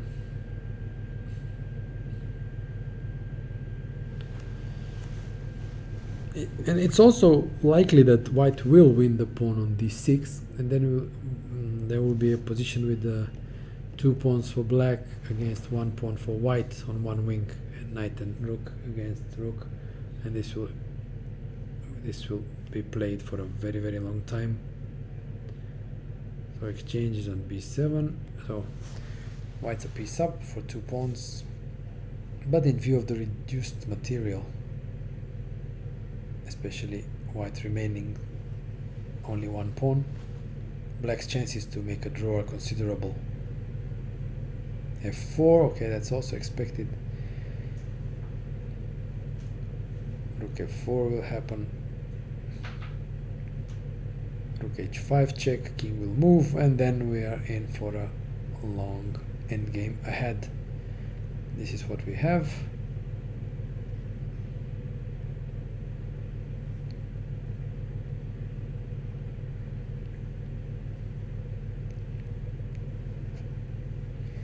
And yeah, most likely white will win the pawn on d6. King g3 played. The pawn is hanging, and d5 or rook d5 if black wants to defend it, at least temporarily. Maybe rook d5 is better because it limits the mobility of the knight, and if rook f8, king h7, rook d8, then check on d3 and d5.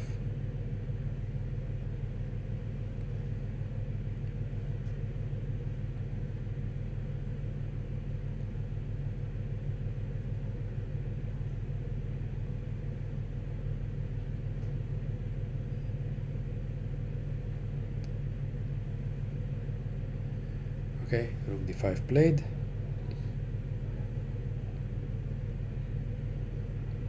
Now probably white shouldn't give that check, should probably go knight d. Oh, rook f7 played, okay. With the same idea. But black can give the check and then push the pawn and try to avoid attacks by the knight. Though I expect this to be temporary, as that pawn should be rounded up. And then we will have this endgame with the 2 pawns on h6 g7 against that pawn on g2, and rook and knight against rook. I mean, that should be a draw, because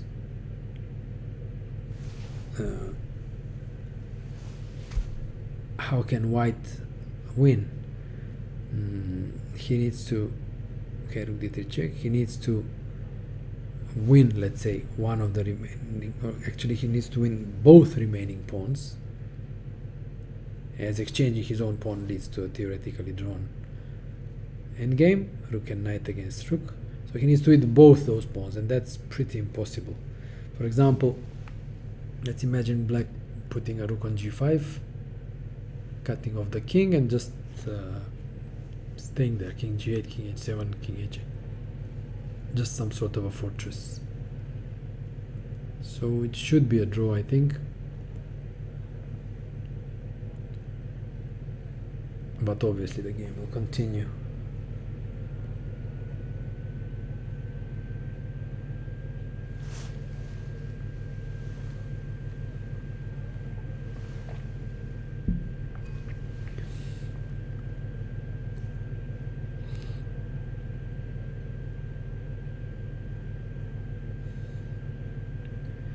White will play this for a very long time, though.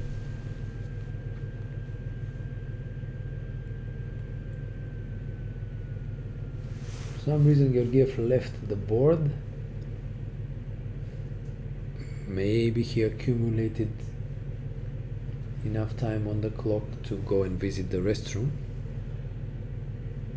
Could be. But the game is still ongoing. So actually what I propose now is to have a short break, during which I go to the playing hall and see the actual position on the board, so I can give you a more updated situation, yeah, of what is happening. So we'll take a short break. I'll go downstairs and I'll be back very quickly. See you soon.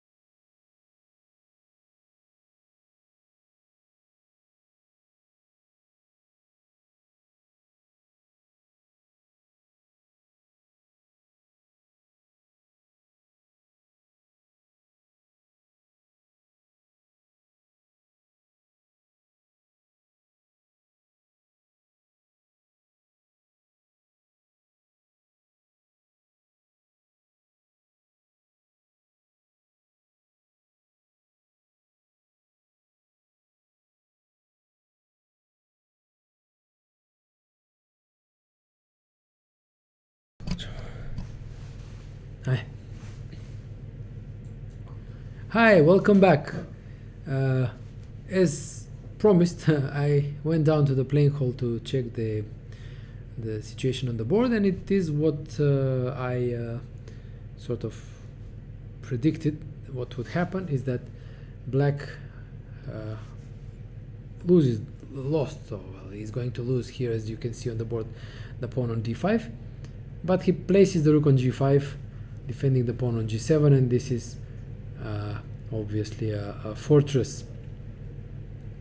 And the players obviously will play, and white will circle around, though here we have it, rook d5, and knight d5, rook e5, and black shuffles the rook, keeps it on g5, maybe shuffles with the king, and it's a fortress. So even though the game still continues, and it will continue, I think we can wrap up our live transmission